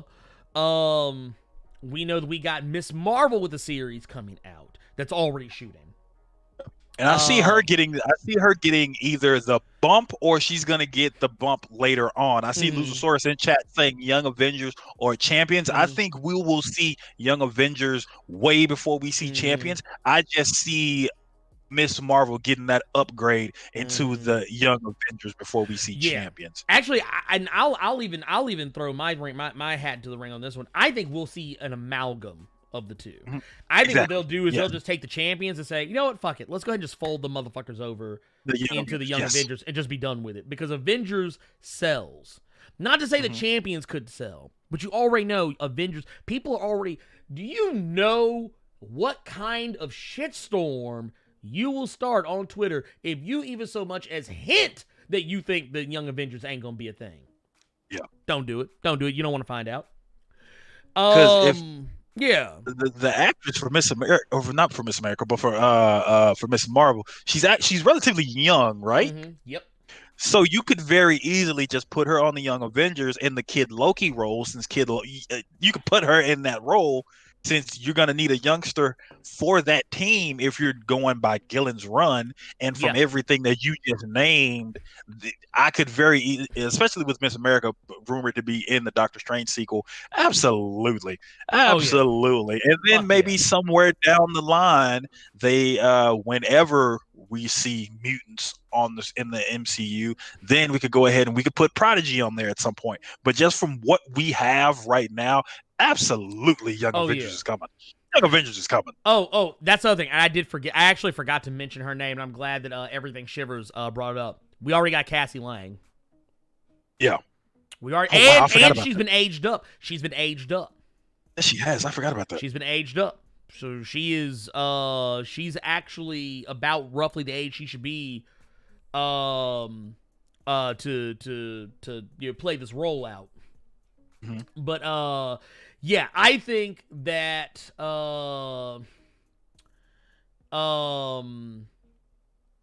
let's see here. Wasn't She-Hulk a West Coast Avenger too at some point? Yes, I believe so. I believe you are correct. Yes. Just going straight off of memory. That's all I'm saying. Ooh, if y'all get West Coast Avengers, I will crack up. You will try to fist fight me. I will. I'll be like, gonna say, I'm gonna come find you. I'm gonna come find this motherfucker. Yes, Cassie Lang is Stature. And yes, we did already go through the Shuri segment. We went through that. That was at not the top of the hour, but we spent almost an hour talking about it. So I don't want to rehash it, but just know that Letitia Wright shared a very problematic video about anti-vaccine in regards to COVID, and had some xenophobic and transphobic comments in it, and she doubled down. Do you think they'll put Spider-Man on that team? Absolutely not. He's too big for that team. He's. I tell you what. You know what? I can see them teaming up. Yeah. Like they did a movie or whatever. Like, dude. Ooh. Yeah, I can see that. Like they did a movie. Like kind of like. Here's how you make it. Okay, here's how you make it come full circle. Man. The booking brain is coming out now. The booking brain is coming out. Oh, yes. Okay, so what better way to make Peter Parker go full circle in the MCU? Peter Parker got his reintroduction to moviegoers via the MCU in a solo film. Granted, he was in Civil War first, but he got his solo film with Tony Stark mentoring him. Okay. I think you make him go full circle by having him mentor somebody, as he ages up in the franchise. That's how I would do it. I would actually like if you let's say you do the Young Avengers, or even if it's not the Young Avengers, maybe it's just some of them or one of them. Have him mentor that person up. Like, we already know that you'll probably eventually see Captain Marvel kind of mentoring Miss Marvel. That would be amazing. I'd be 100% down and in for that. Because that's how it should be. But, like, let's say you take some other characters. Like, we already got, Kate Bishop. She's clearly already getting mentored by Hawkeye. That's already a wrap. We already know that we're the next Black Widow. That's clearly already the sister of the current Black Widow, so that writes itself. But I would like to see the next generation of heroes. I would actually like to see Spider-Man kind of be like one of the guys that comes in and is like, hey, let me smarten you up. Let me level you up. And I'm different from that one. I would much rather it be Kate Bishop in that role, and I'm hoping for this Hawkeye series. Hawkeye isn't really mentoring. I hope it's more so like the Fraction book, where it's more so I know she's better than me. Yeah, see, he knows I'm better than he is. I hope it's that kind of kind of click. Mentoring is probably a poor. Like, I mean, more like just in terms of like the elder statesman is kind of like paving the way. Like they're like, hey, look, here's the torch. Go ahead and run. Like case in point, if you bring in, that's why I kind of want them to wait on Miles Morales. Not have him come in just right the fuck away. Because I would actually like to have that moment where Peter kind of like what spoilers for fucking Spider-Man Miles Morales, for Christ's sakes. I mean, you've all read comics, for Christ's sakes, I hope. But what I'm trying to say is the same way that and actually I don't know, I don't know how I feel, but I'm conflicted because I kind of in some ways feel like the video game did a better job of showing how the best way for Peter Parker to pass the torch to Miles in the video game versus what they even did in the comics. Because in the comics, I mean, Peter was very like, okay, yeah, cool. Yeah, dude, yeah, you're Spider-Man. What the fuck are you talking about? But in the video game, like, Peter literally, I think they handled it a little bit better in the video game. If that makes any sense. Because, like, there's one point, Peter's like, well, I got to go out of town. Hey. He's like, good luck, New York's only Spider-Man. And he just leaves. He doesn't say, hey, you're the other Spider-Man. He's like, no, you're Spider-Man. And I thought that was really cool. And then, like, some of the other moments were like Genki and other characters like, yeah, hey, yeah, it's you. You're the guy. That other guy ain't here. It's you. That's kind of, I would like to see something kind of like that. Because I'm not going to lie, dude, the Spider-Man Miles Morales game, it fucked me up. That game fucked me up. I'm just going to be honest about it. That game played with my head some crazy. I'll openly admit this shit. I was crying my ass off by the end of that motherfucker. Dude, I'm not even bullshitting. My ass.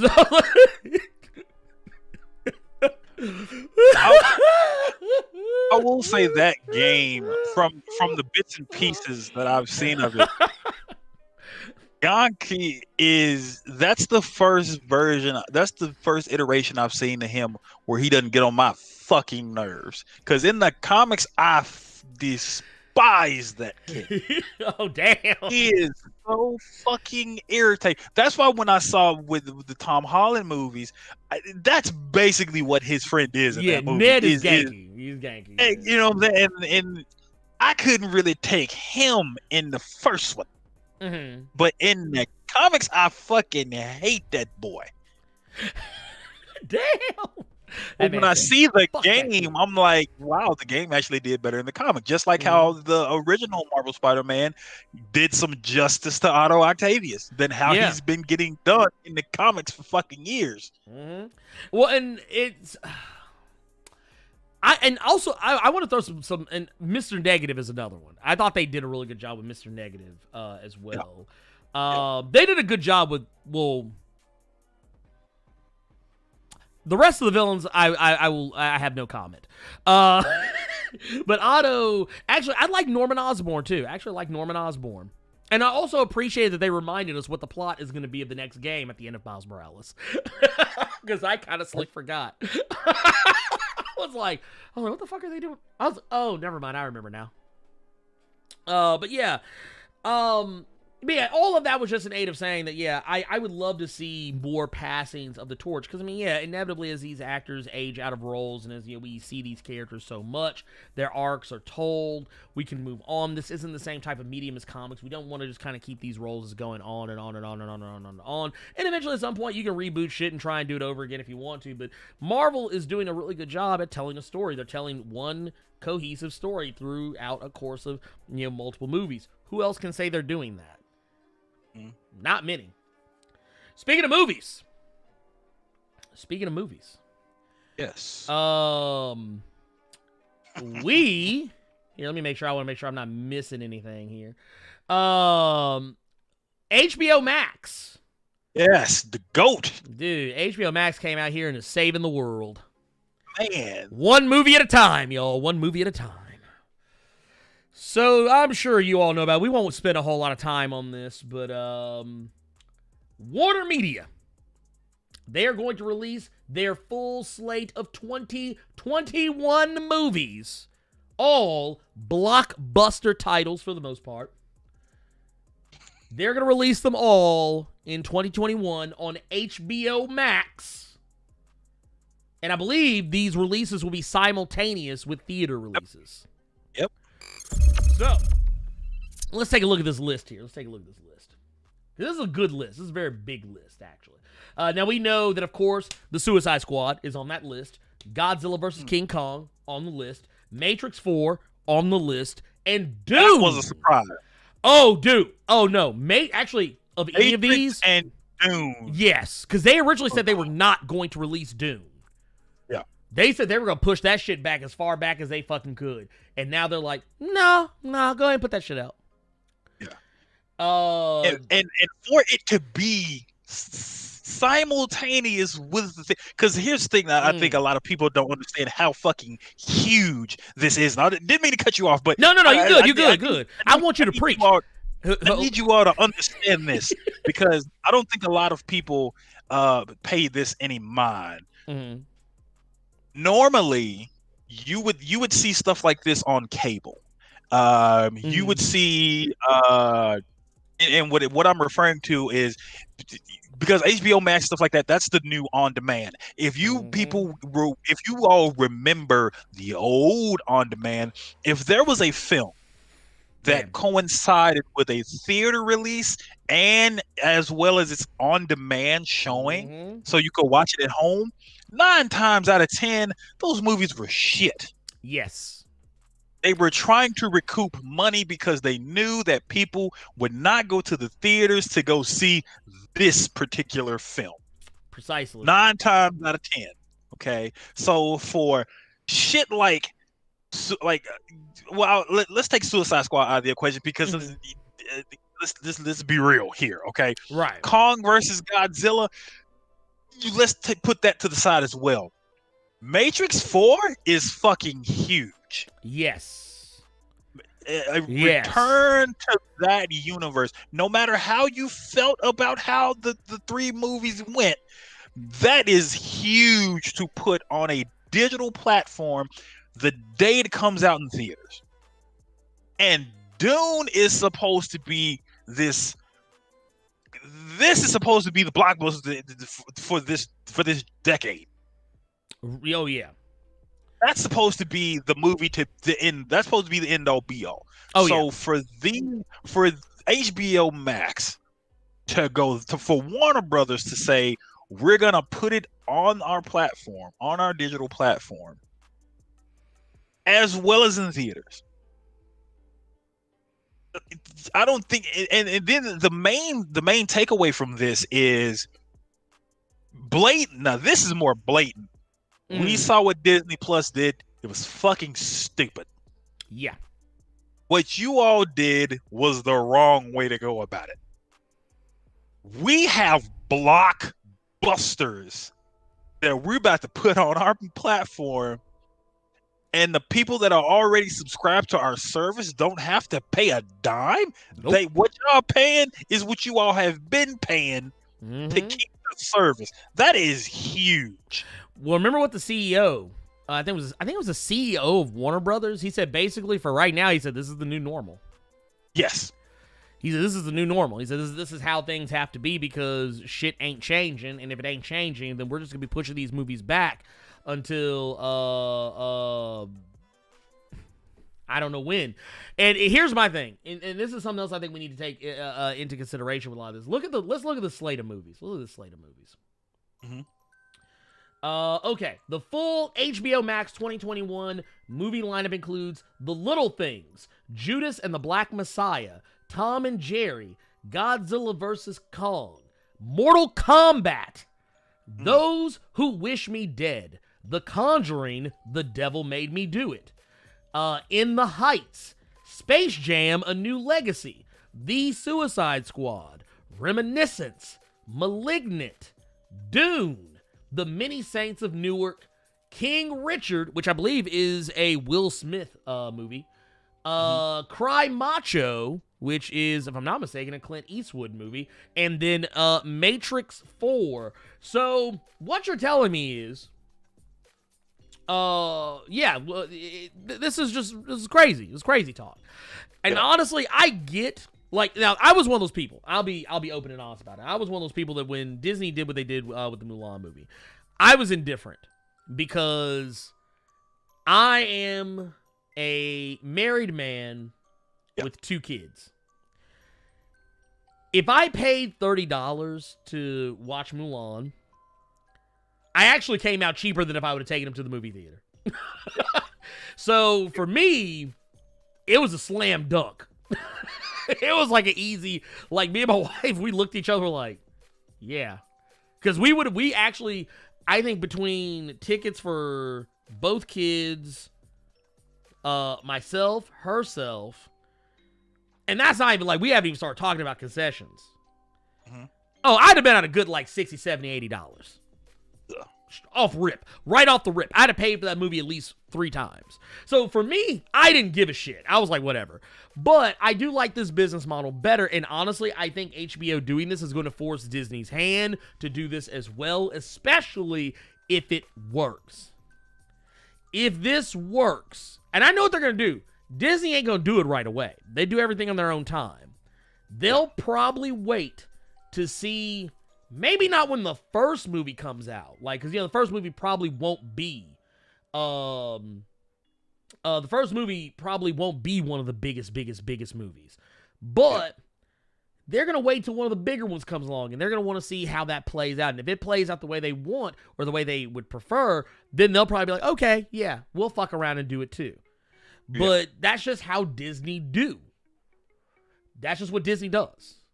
Yeah. What was it? Here it is right here. I found here. This is what was it? The chair and CEO of Warner Media Studios and Networks Group said we're living in unprecedented times, which call for creative solutions, including this new initiative for the Warner Brothers Picture Group. No one wants films back on the big screen more than we do. We know new content is the lifeblood of theatrical exhibition, but we have to balance this with the reality that most theaters in the U.S. will likely operate at reduced capacity through 2021. With this unique one-year plan, we can support our partners in exhibition with a steady pipeline of world-class films, while also giving moviegoers who may not have access to theaters or aren't quite ready to go back to the movies the chance to see our amazing 2021 films. We see it as a win-win for film lovers and exhibitors, and we're extremely grateful to our filmmaking partners for working with us on this innovative response to these circumstances. Now, here's one thing I want y'all to notice. This is something that I think no one's paying attention to in all this.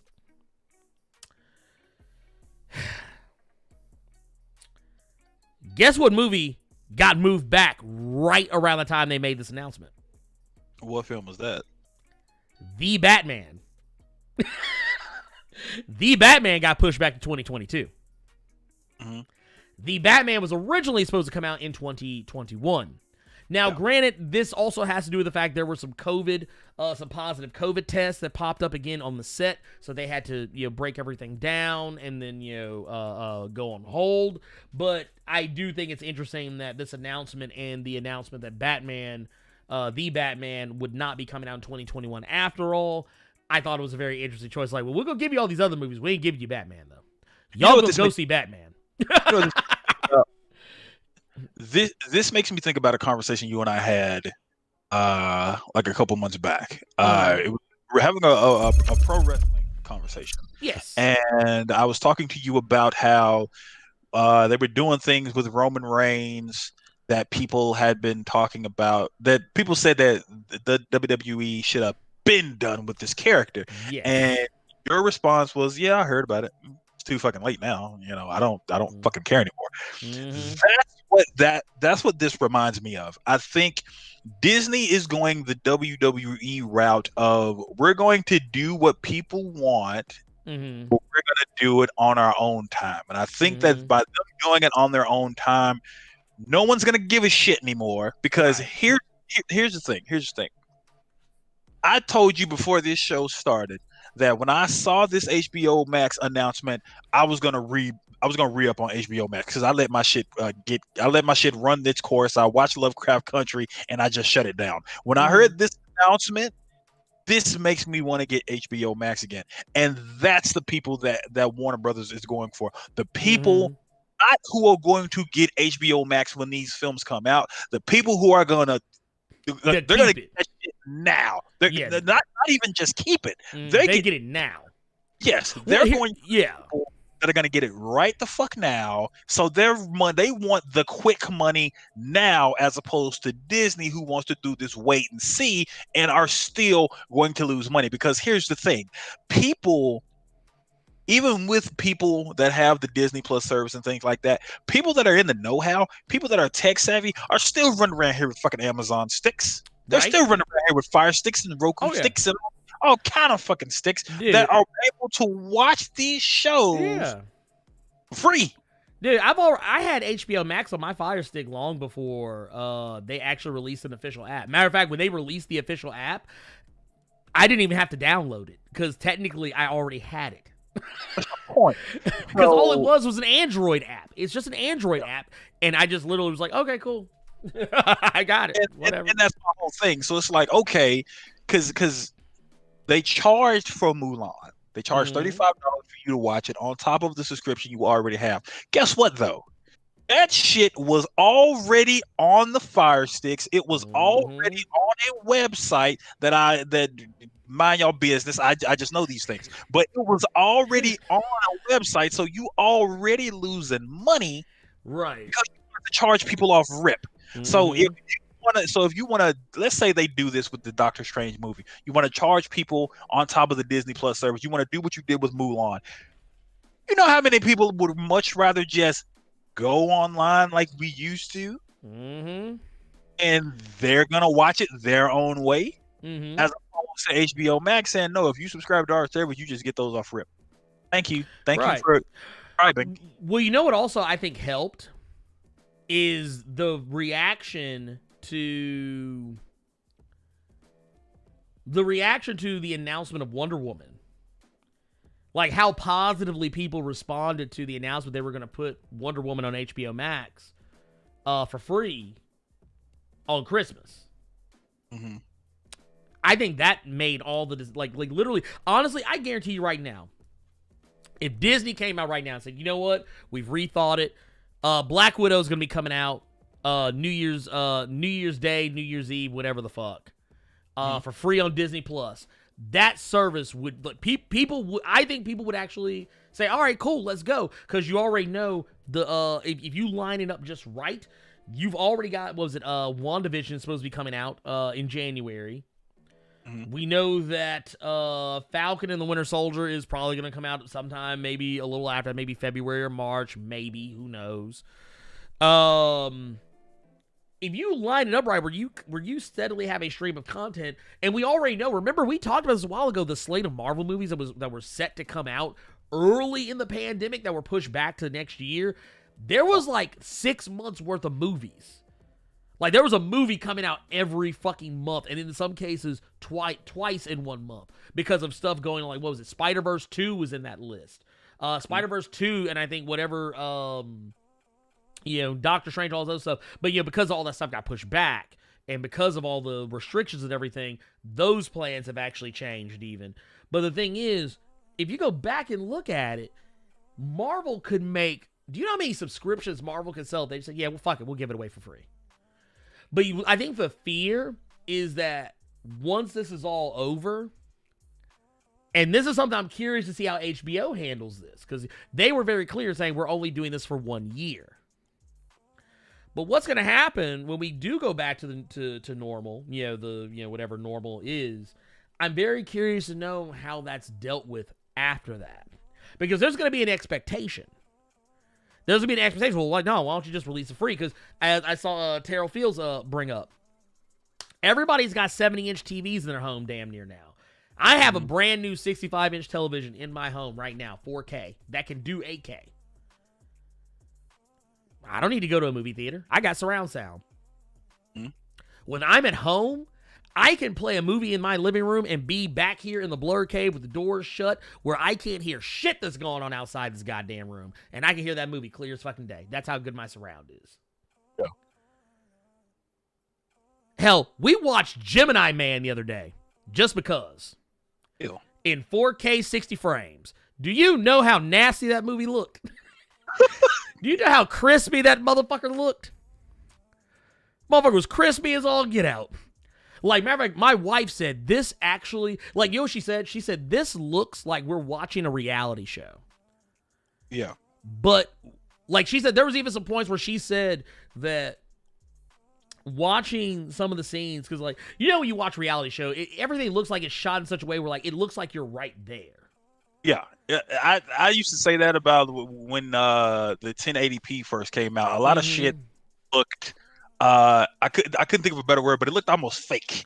Yeah, when you go to like a Best Buy and they got the demos on, you're like, man, that don't look right, because it looks like you're watching it. Like I remember they would put on Lord of the Rings. I was like, I feel like I'm at the Renaissance Fair. What the fuck is going on here?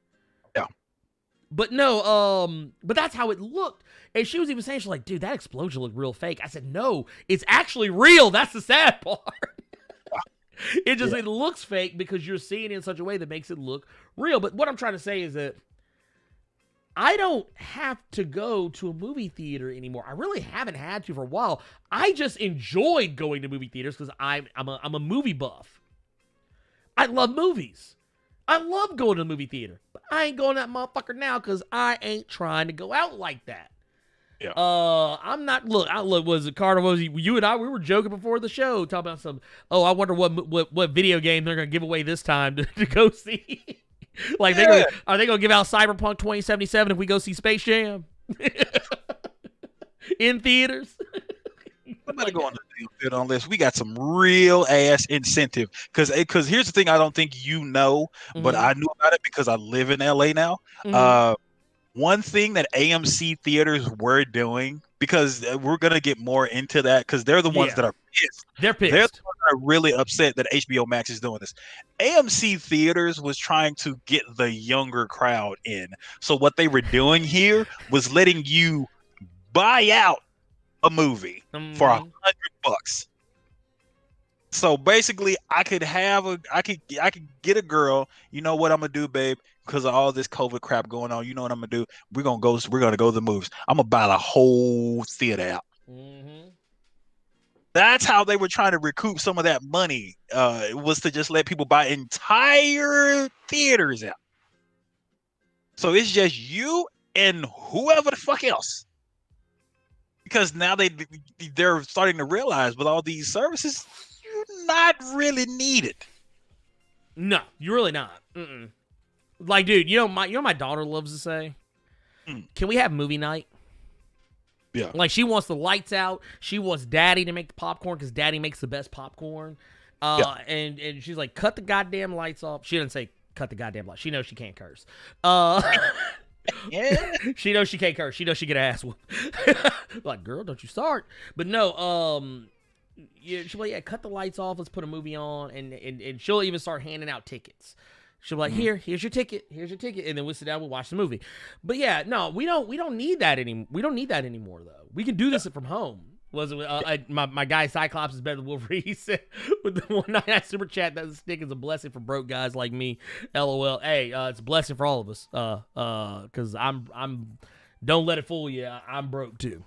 Hey! We don't do things like that. Do you see the look I'm giving you right now, Ernie? Don't say that. We lie. You don't say that. We lie right now. Oh yeah. Shh. But you just made a good point. Your daughter, like, if you all want to do the theater thing, you can do it at the house. Mm-hmm. Your baby handing out quote unquote movie tickets to everybody, getting the popcorn is much better than you having to listen. Number one, we got Carol Baskins out here. Number two, that's much better than having to have this person that won't shut the fuck up, having this baby who won't stop screaming, having this nerd sitting behind you every time Carol Danvers is on the fucking screen. We don't really need you. If we want, plus, we don't have to spend $80 on fucking food. We can go in the fridge, in the kitchen. Right? So I'll just order a pizza. Fuck it. Yeah. I'll pop some popcorn. I'll make a sandwich. I don't give a fuck. Yeah. Just like, all these, just like cabs are damn near non-existent because we have Ubers and Lyft now. Nobody's really ordering pizza from Domino's and Pizza Hut and shit like that now if we can just do Postmates. So we're starting to realize we don't need a lot of the stuff that we used to. Mm-hmm. Actually, they say there's a lot of businesses are probably going to go away after this shit wraps up because people have got accustomed. Speaking of getting accustomed, my guy Maurice E. coming through the 49 super chat says, "Hey Blerd, happy birthday, Carter. Hope you beat a cake salty. Ha! Revenge." Y'all still mad about Thanksgiving? I still want my damn plate.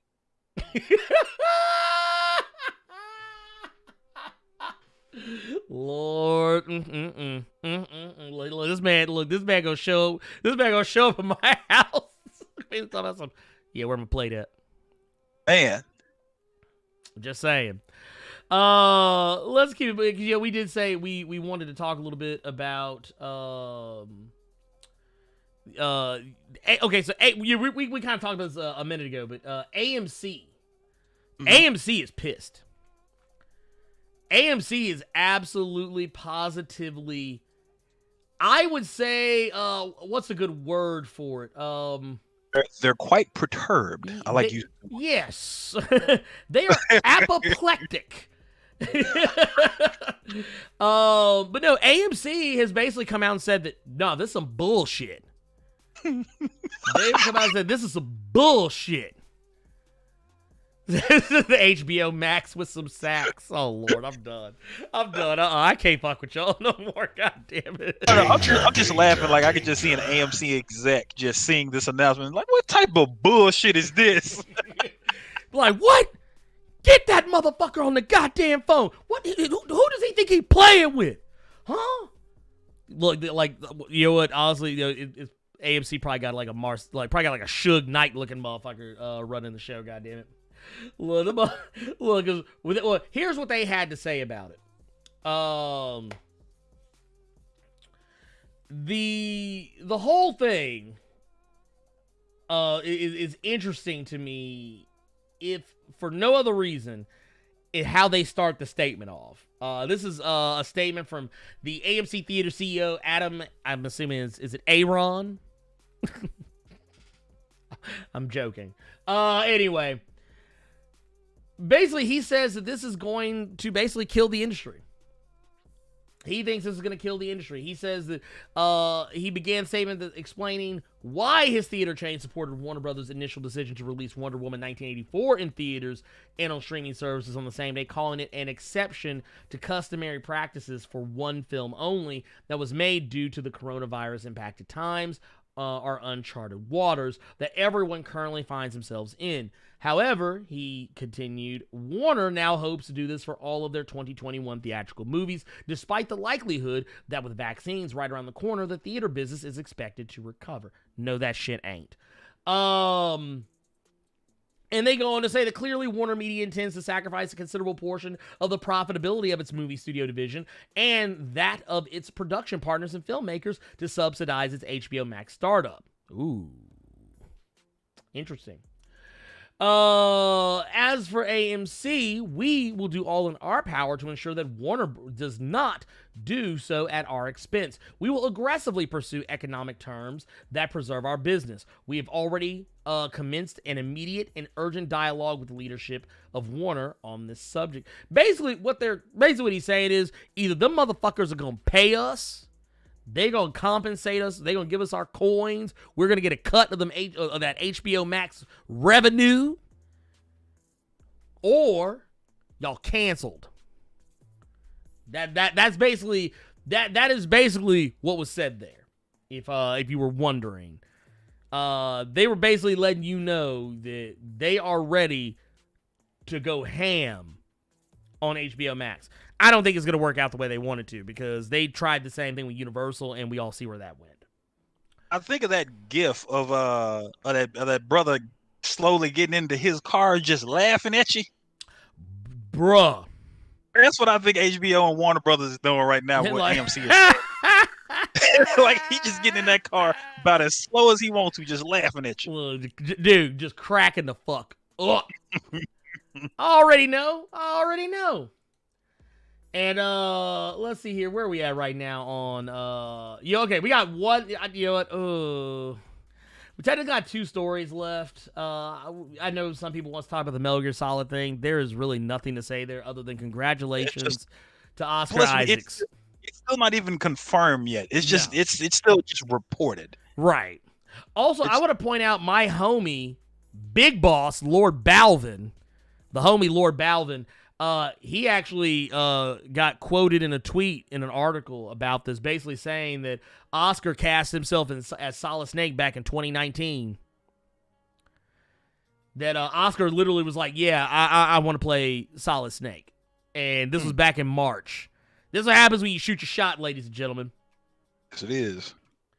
So I mean, there's really nothing to say there. So I mean, I don't really know what more we could give on that one. I do want to talk about this one because this is actually really, it actually coincides with a video I released not that long ago.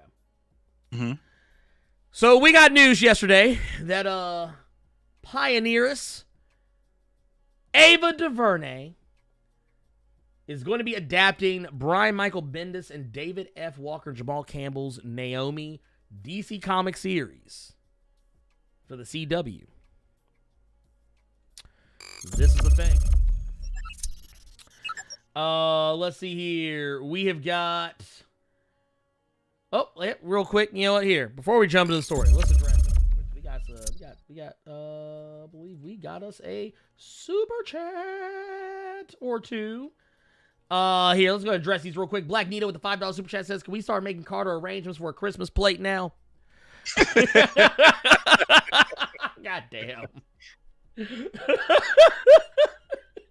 Look, Carter gonna be waiting on that plate, mind you. I want y'all to know he's gonna be waiting on that plate. He will expect a plate when Christmas pulls up. He wants something to eat while he watches Wonder Woman 1984. I'm gonna have my hand out to everybody like them Gross sisters off the Proud Family. Just gonna walk up to you with my hand out. I want my plate. Bam. Thank you for the $5 super chat. We also got Eagles fan keeping it real with the $4.99 super chat. Says AMC shouldn't have ish to say, seeing that they started the whole thing with the Universal deal. Also true. So I mean, here's the thing. I get it. people who own theaters, they're upset, especially considering that all these theaters recently, as of like maybe within the last few years leading up into the pandemic, we're all renovating and adding in IMAX theaters and upgrading and all this other stuff. So it's thousands upon thousands and millions upon millions of dollars that have been invested in trying to keep up with the latest trends. And I get it. I think it's cool. I think it's awesome. Man, nobody is hurt more than myself, outside of those who lost money, about this. You could ask my wife. She would tell you, that was always my favorite thing to do, is to go to the movies. I love going to the movies. Love it. Even when I hate going to the movies, I love going to the movies. I love the theater experience. There's nothing like it. But I ain't trying to get sick, so I'm a hypochondriac. This shit was my nightmare when this shit started. So no, I'm good. Thank you. But yeah, thank you for that super chat, by the way. But yeah, let's get back to it. We're talking about Naomi.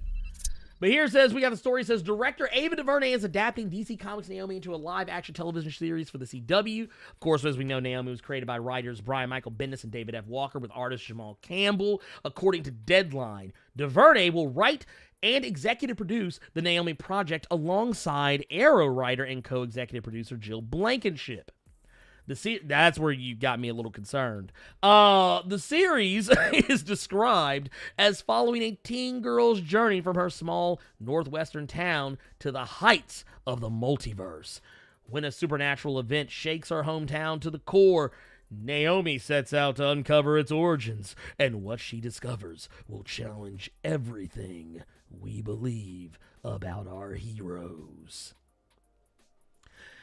So, okay, anyway, that aside, I kind of can tell you where this is all coming from. They have been messing with the multiverse in the CW verse, Arrowverse, whatever the fuck they want to call it this week. So yeah, it makes sense to bring in a character like this because it can kind of mess with some things and play with some ideas and have some opportunities for some great storytelling. I'm here for it. The thing is, and this right here is also something. It says here that a Naomi series would join upcoming DC projects based on DC Comics properties such as Painkiller, a spinoff of Black Lightning, which is set to conclude with its 4th season, and Wonder Girl, the publisher's first post-Future State comic series. Now, here's the interesting thing. We're not done quite yet with Ava DuVernay, because she did actually say in a this was in a tweet that she herself, if I'm not mistaken, put out into the ether. I don't know if I still have it. I may not still have it. I may have lost it. But you know what? That's why the internet is a beautiful thing. Because you know what you can always do? You can just look up somebody, go to their page, find the tweet. But Ava DuVernay tweets a lot, so it might be difficult to find this shit. Just throwing it out there. But here it is. Yes, found it. Actually, I think this is also cool because we actually got some people out here throwing some props to Ava DuVernay's way, which I think is actually really cool. But Ava DuVernay, she has come out and said, thanks DC Comics for believing in the vision. Barda, Z Hernandez, now Naomi, the 3rd DC project for Array Now. Working hard to bring these ladies to the screen. Thanks to Brian Michael Bendis, David F. Walker, plus my writing partner Jill Blankenship for joining me on Naomi. Love her. Now, what she's referring to is, yes, the previous projects that she has been enlisted to tackle. She is basically, Ava DuVernay is going to be a busy woman. She's going to be a busy woman because not only is she still writing the New Gods. She is going to direct the New Gods movie, but she's also co-writing it with Tom King. So that's still a thing. They're still working closely together on that. So that is not a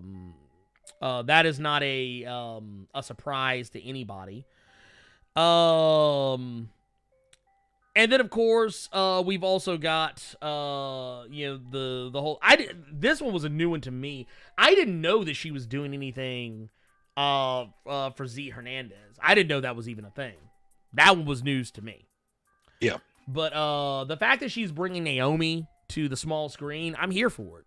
I just put up a video not that long ago talking about Naomi and how she deserves a television series, and that if given the chance, she could actually reach those upper echelons. My only concern is that she's a relatively new character, and by relatively new, I mean she is brand spanking new by all accounts, and there's really not a lot of information out there about her, so I worry that this could be like one of those. Remember how like anime and manga used to be, where like the manga would fall behind the anime?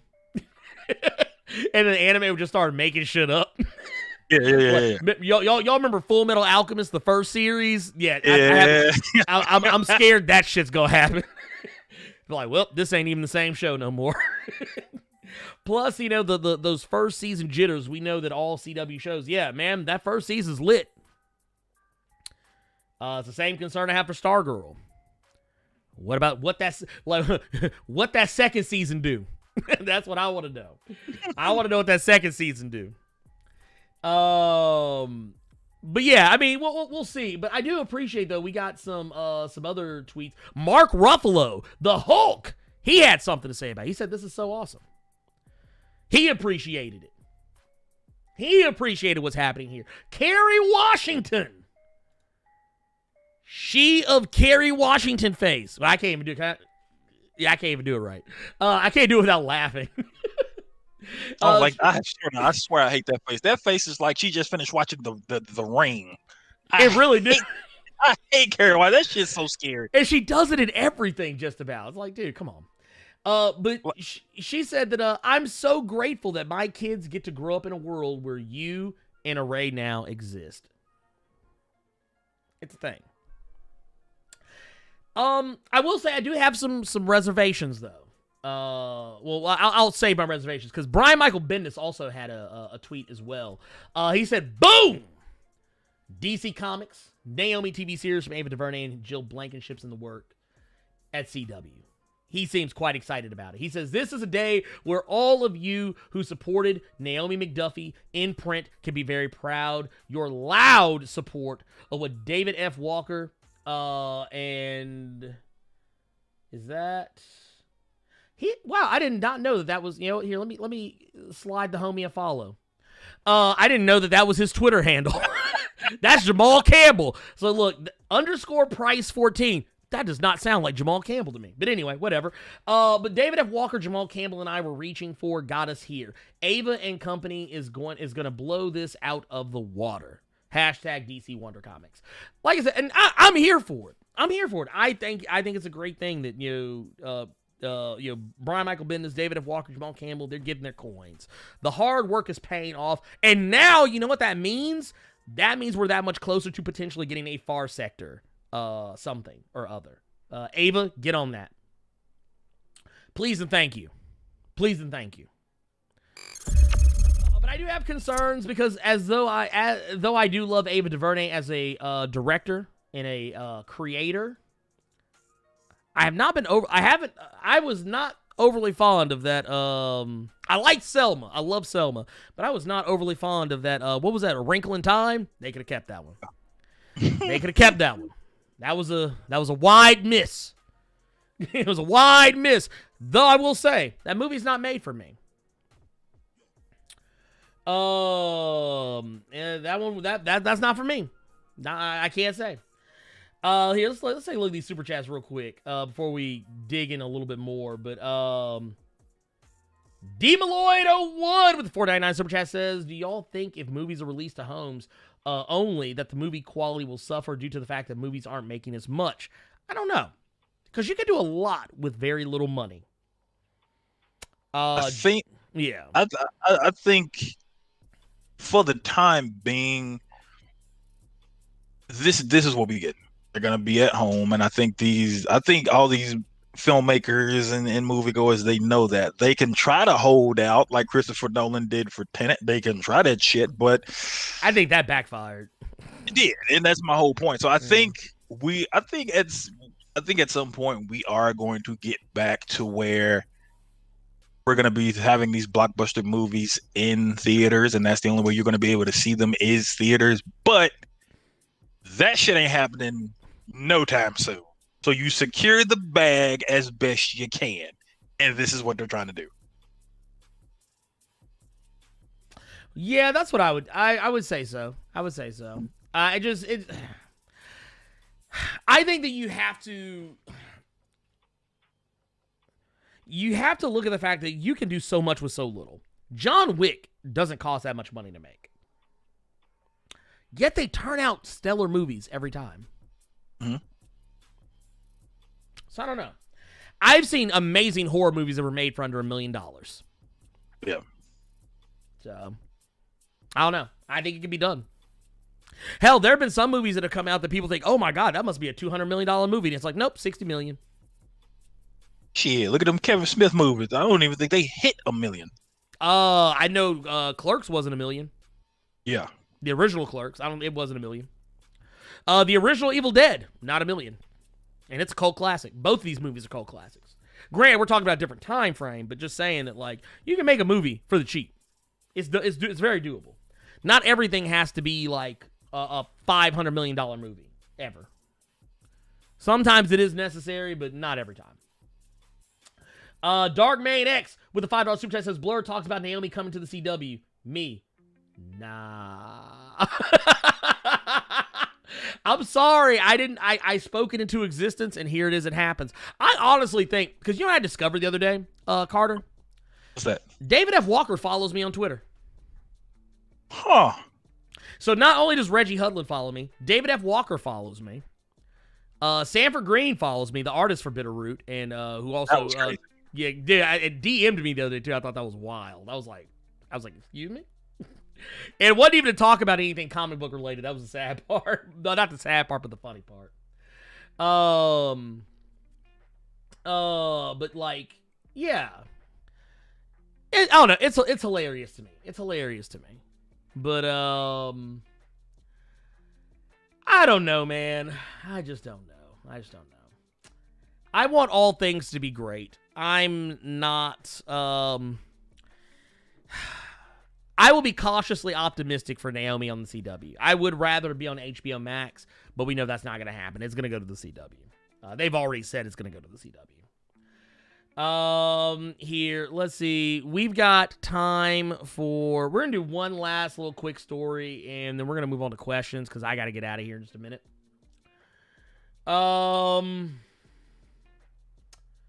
Let's see. Oh, man, I don't know where to go. I'm sitting here. I have two stories sitting here that I could juggle. I don't know. Carter? Claremont's a shock. You know what? Ain't nobody checking for David Ramsey. Anyway, moving along. That sounded so terrible. I'm sorry. I'm not trying to be flippant or dismissive towards David Ramsey. I love David Ramsey. He's a great guy, but yeah, it's the CW, so there you go. Anyway. That ain't Green Lantern news. Yeah, let's go ahead and talk about this. Until they say David Ramsey's coming back as Green Lantern, I don't give a fuck. Okay, all right, that's all I'm saying. Anyway, Chris Claremont. This is some comic book news, y'all. Like actual comic book news. Chris Claremont is returning to Wolverine for a new Marvel comic series. Okay, now I have to point out something here. We already have a Wolverine series. Yes, a rather good Wolverine series. Yes, a particularly good Wolverine series. However, I want to point out I don't know how I feel about this. Oh, wow. Okay, so what's going on is Chris Claremont's going to be coming back. Of course, we know Chris Claremont, legendary writer, great guy, fantastic. I've sat down and spoken with him. The man is an infinite well of knowledge. He will literally talk to you forever if you let him. He's just an awesome dude. He is really just salt of the earth. But he is going to be teaming up with Steve McNiven, who some may remember who worked on some of the Hunt for Wolverine stuff. and some of Charles Soule's run on Wolverine. Old Man Logan. Old Man Logan, all that shit. He is going to be doing a story that's going to be a follow-up on the themes and concepts that originated from when he worked with Frank Miller on 1982's Wolverine Limited Series, which I think was like, 3 or 4 issues? It's very random. Yeah, it was a very, I don't think it was a long series. I think it was like 3 or 4 issues tops. But Chris Claremont has stated that time passes unnoticed, and the hours I spent pitching to Frank in a midsummer, I guess it was an I-5 tailback. That's a traffic jam for everyone on the west side of the pond. Became a 4-issue triumph. So it was 4 issues. Not so long after that, those issues were joined by a 2-part sequel to become something even better. For me, it was a chance to work with Frank Miller and Paul Smith, 2 of the finest storytellers in this business, then and now, to create a story that reads as well today as it did then. Action aplenty, sure, but most satisfying of all for me, characters that were visually alive and emotionally vital.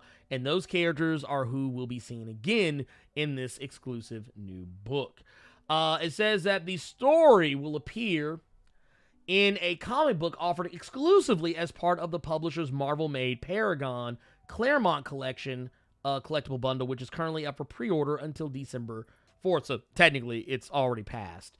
Marvel Made is a joint program by publisher and convention organizers Reed Pop to offer exclusive Marvel-themed merchandise. The Marvel Made Paragon line is a series of collected comic book editions that highlight the work of specific Marvel creators. The Claremont collection is the first title in the Paragon line. They say it'll be released on March of 2021, and it will also include a number of exclusive variant covers for current X-Men titles. So it's not to say you can't still get it after, but you can't pre-order it right now. That has already passed.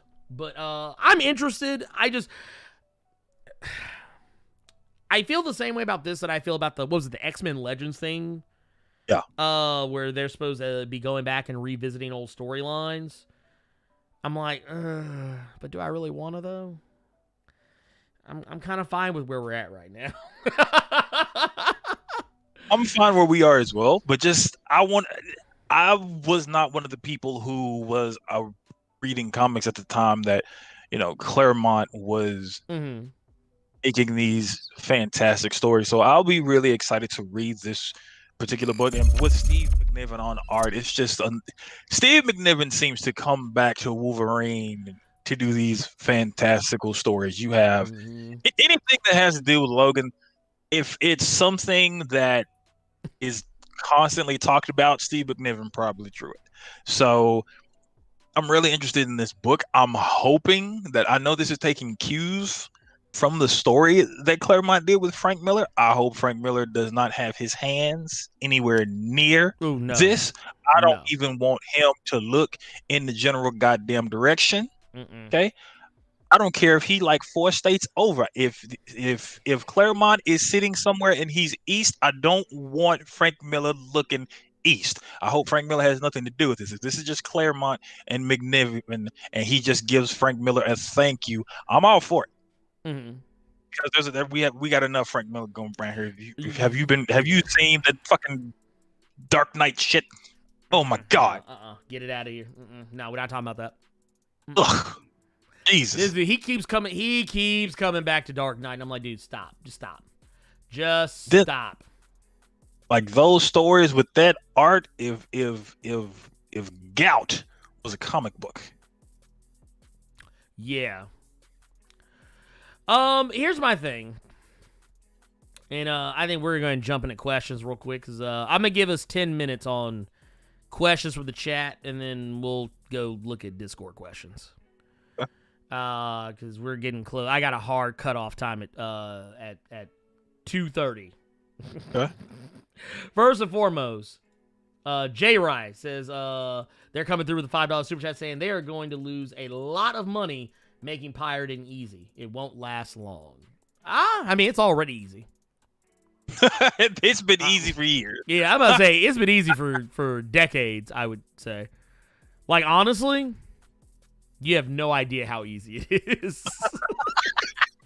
And I'm not, and here's the thing, I'm not condoning piracy. I'm not saying that you should pirate things.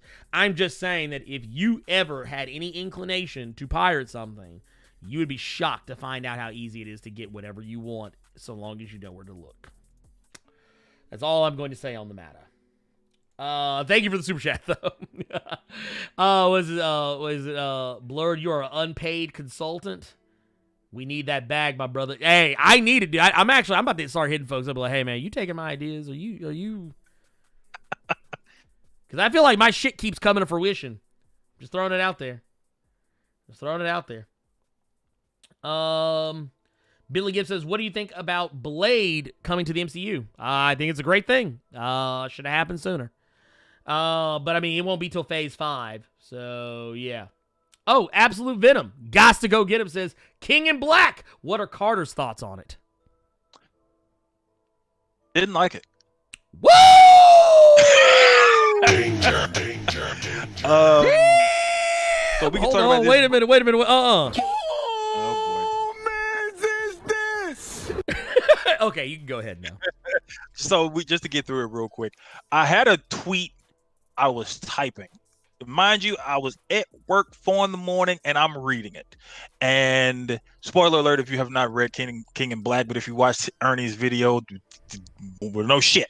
So Sentry shows up. Yes. And I immediately stop reading, go to Twitter, type out this whole thing about how Donny Cates has now taken the #1 spot away from Al Ewing as one of my favorite Marvel writers. And then I go back to the comic, and Noel proceeds to break this motherfucker open like a crab leg. Damn. And that was one thing that got me. Another thing that got me was the fact that they've had all this time to prepare, and all you had was Sentry. Now, one thing that they did talk about in the comic, if you go back and reread it, apparently before we just got a symbiote Earth, Captain America did tell Tony there is always another plan. We need to evacuate everybody, and we can do the other. We don't know what the other thing is. I'm hoping it was something crazy. If they had something besides Sentry, because I think. Didn't Donny Cates write some of the Annihilation stuff that started back up? I believe you are correct. Okay, because that was supposed to be a completely different Sentry. That's one thing I didn't understand, why he was wearing his OG costume, since he and the Void had just been completely merged and they were one and the same now.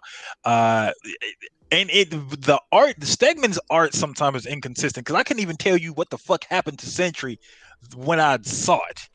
He got ripped apart. Yeah, I couldn't tell originally. Well, I couldn't tell if he got ripped apart or he just snatched the Void out of him. I couldn't really tell originally. I just knew that okay, they're just trying to do what he did in fucking Siege. I got you. Yeah, he basically that was a receipt for him killing Carnage, basically. Yeah. That was a receipt. No, I agree with you. Ryan Stegman's art, because I think I said this in the video, that when you see Cable, when the X-Men show up, it doesn't look like young Cable. It looks like grown Cable. And I was confused. Thought that he was spoiling something in the X book, so when I saw that, I got hyped. He did spoil Daredevil. He did actually spoil Daredevil. If you did not read Daredevil number 25 and you read King in Black first, granted, you had to know what to look for, but if you knew what to look for, you'd be like, wait a minute, who this motherfucker right here? Yeah, I'm waiting for this. Now, do I think? And the only reason I say I didn't like it was just I'm just being funny. It was Sentry. It was good, but I'm really hoping. I can't wait to see what happens in this second issue. I'm not really as irate as a lot of people are that Storm may or may not be dead, since this is the X-Men. This is Krakoa. They can just blow the dust out of that cartridge, hit reset, and Storm bring our ass right back. So I wasn't really that worried about that. But yeah, my thing was just you had this time to plan, and that's it. Y'all just get broke off, just like. And I understand Null is this is the boss. This is first DLC. This is the boss. It's time. It's time for everybody to come together. Let's get this raid done. Damn, we got destroyed. So I'm just waiting on I'm waiting on the second issue to see what happens, what comes of this. But with them doing my boy Bob like that, man, I got to give this first issue a thumbs down.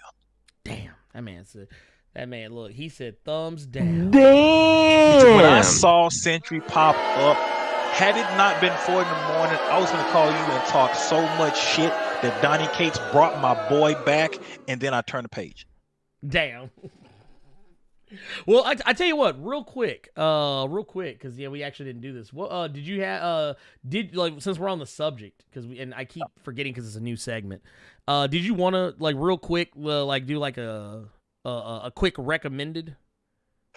So my recommended mine is actually simple. It wasn't gonna be King in Black. I figured yours would be King in Black. I figured everybody's would be fucking King in Black. Mine was actually Thor number 10. Thor number 10? Okay, I'm gonna surprise you then. Okay, Thor number 10, Donald Blake is out and about. He has shaved. He looks like he used to. We get more insight into what exactly happened, why he lost his mind. And somebody actually made a comment about it in one of your recent videos about it. And I think they made a comment about it in the Blerd Cave from last week as well. But the reason that everything went to shit in Donald Blake's world is because of Odin's passing.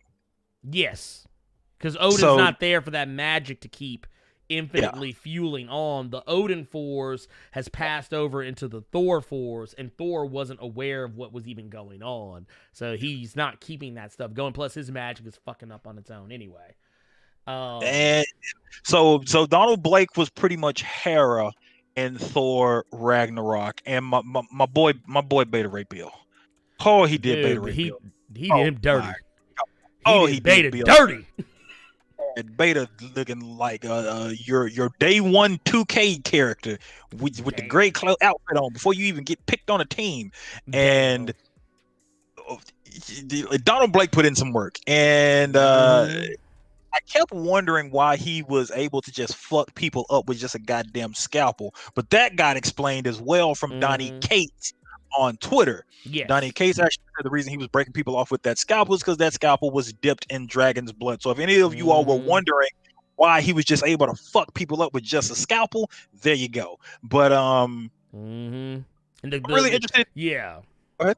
Oh no, I was gonna say no. The dragon part is very important. Yes.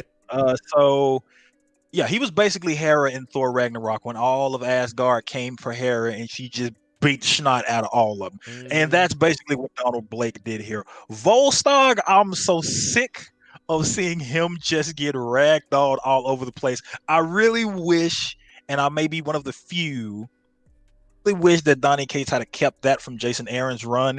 I really wish the Ultimate Hammer was still around to turn Volstagg into the War Thor. Yes. I think that was really cool, but that's neither here nor there. Thor number 10, that's my pick. Donald Blake is not playing. He ain't bringing Thor back anytime soon. Odin's son, take that L. Apparently, I'm finna smash Jane Foster and who God knows what else. Yeah. Mine is actually not King in Black, number 1. Okay. Mine is Daredevil, number 25. Okay. Where Daredevil looking like a whole ass Kmart Iron Fist in prison. But no, I love this comic because we actually saw that there were consequences for Daredevil's actions that date all the way back to Chip Zdarsky's start on Daredevil. When they relaunched Daredevil with Chip Zdarsky on the pen and the paper. This goes all the way back to it. He has been following this thread for 25 issues, and it finally paid dividends. And a lot of people wondered whether or not Matt was going to catch it. And guess what? He caught it. Yep. But what I love about it is that there is a new devil in Hell's Kitchen, and I'm actually kind of here for it. We don't know a whole lot about it yet, but honestly, as it stands, if we're just going on first impressions, I would not be fucked up if they pulled a superior Spider-Man, and I mean this only in the sense that, like, the new Daredevil stays the Daredevil for a while. Yeah. I would be okay with it. Give me 10 I'm years. completely cool with that. I just don't want it to have the Superior Spider-Man ending, because Superior Spider-Man was fantastic. Both volumes were great until the end. And can we just give props to Chip Zdarsky? Because Chip Zdarsky was more so the funny guy. Yeah. He's usually the flippant guy. Like, he's all about jokes. He's all about jokes. He's like that actor that you always see in comedies, and you think he's a great comedian, and then you get he's like an Adam Sandler. He's a funny guy, and then you get like an uncut gems out of him. Yeah, and you just can't believe it. Yeah, like I said, this comic, it's fantastic, dude. Just if you haven't read, and here's the funny thing, oddly enough, both Thor and Daredevil, Thor 10, Daredevil 25, both comics I'm currently working on videos for. Okay.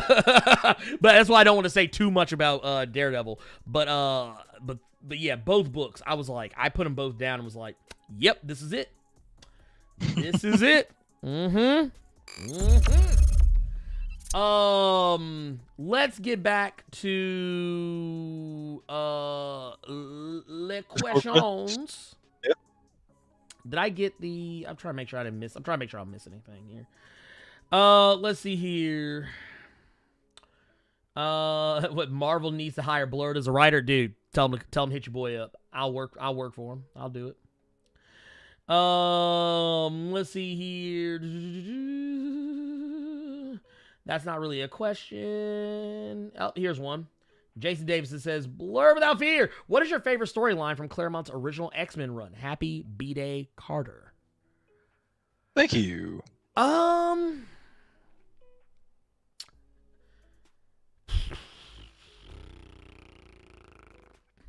Honestly, my favorite, God, dude, it's actually kind of tough because he had lots of little issues. He had lots of little issues that I was particularly fond of.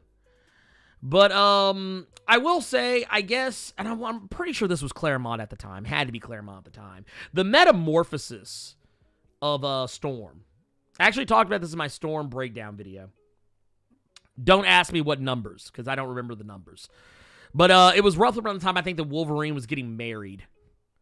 And they were in Japan, and Storm went with him. And Storm had a awakening, so to speak. This is roughly around the time that she became punk rock Storm, with the mohawk and everything. She learned to kind of accept the things that she had done, what she did during her time facing off against the Brood.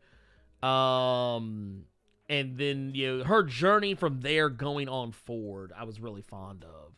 But, like, the thing is, that's not even so much a story arc. It's just a bunch of little issues that... Because, this is why Claremont, I'm so scared when Claremont writes in the modern era. Claremont's writing doesn't work in today's era.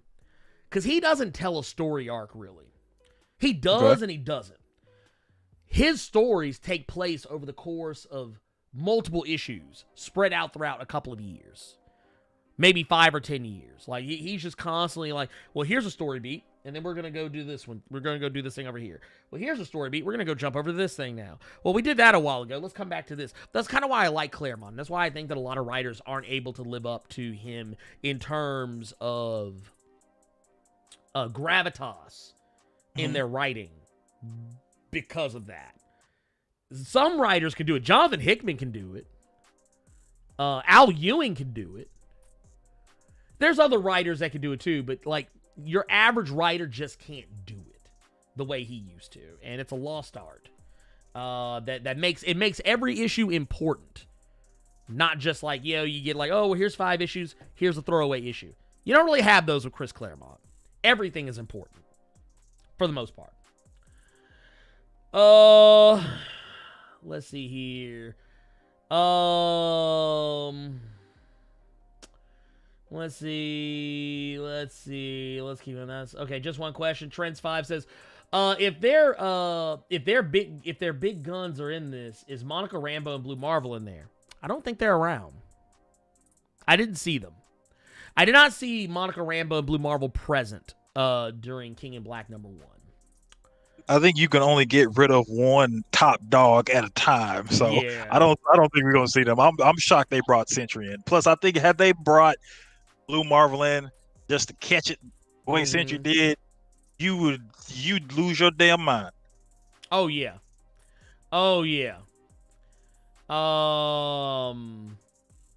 Let's see. What's another one?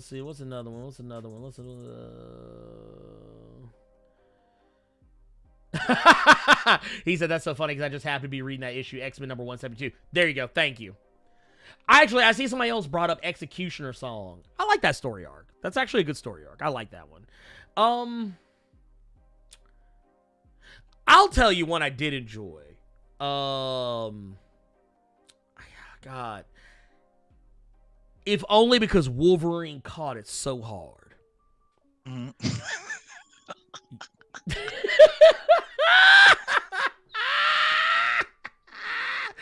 I'm trying to remember. Was Fatal Attractions Chris Claremont? Oh, that's a very good question. Here, I'm looking it up right now. Because I know he wrote for a minute. No, that was Fabian Nicieza. My bad. I put too much respect on Claremont's name right there. That was Fabian Nicieza. Fabian Nicieza knows what's up. That motherfucker fucked up Wolverine like it wasn't shit. I was here for it. I was like, finally somebody to put this motherfucker in his place. Thank you. But no, I'm trying to remember, because I remember like when the X-Men comics relaunched with Jim Lee on the art, Claremont I think only wrote the first volume, or the first like few issues or whatever. So yeah, anything like post that point's probably not his. But yeah, that was all good stuff. DM Lloyd, you got to go on the hole, sir. We don't do Century slander around these parts. I'm sorry, you got to go. RJ, you too. You got to go. Oh no! Don't put him down there with Sabretooth. You ain't finna hate on my boy Bob. No. Not gonna leave Robert Reynolds alone around here. Yeah. Well, Stephen Huggins says, who would I cast to play Spider-Gwen? Here's the funny thing. The person so it's, if I'm not mistaken, it's Haley Steinfeld that's actually playing Spider-Gwen in Spider-Verse, if I'm not mistaken. And if she weren't already in the MCU as Kate Bishop, I would have said her. Yeah, that would have been a good pick. Because she's got the voice down. I mean, she's got the look. She can have the look. It's not that hard to look like Gwen Stacy. Chloe Grace Moretz. Maybe. I haven't been enjoying her work lately. Godmass Vision says, what are the best War Machine comic stories to read? Not real. There are none. I'm sorry. Actually, no, there was one that they did a ways back. I think it was like post Secret Invasion where like War Machine was mostly cyborg. That was kind of interesting. That was kind of interesting. I don't remember, you know what, let me see if I can find it. War Machine, Marvel, he's a cyborg. I remember that because that's when Fraction was doing Iron Man still. I think that was right. That was still when Tony Stark was still director of S.H.I.E.L.D. Why do you like Sentry so much, Carter? Because he has the power of 1,000,000 exploding suns. But you don't even know what that means. See, look at it. Why didn't Charles send the White Sword or Bay the Blood Moon? Both could have helped in King in Black. Well, I think the trick with that is that the White Sword probably did not see any, like, I can see where the White Sword would see that as being like a fight that would be worthy of his time, but I don't think he wants anything to do with the X-Men or any of the other characters for that matter. Bay the Blood Moon's another story altogether. There was a Max War Machine run? Yeah. Really? I'm trying to remember the name. I don't remember the name of the comic, but I'm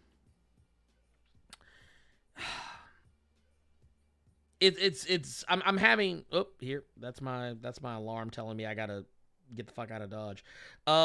Here, real quick. Here's what I do want to do. Demon in a Bottle. Because that's technically roughly around the time that Rhodey became Iron Man. And if you read Marvel Superhero Secret Wars from 1984, also a very good story because Rhodey is in that. I'm trying to see if I can find where he became a cyborg. Oh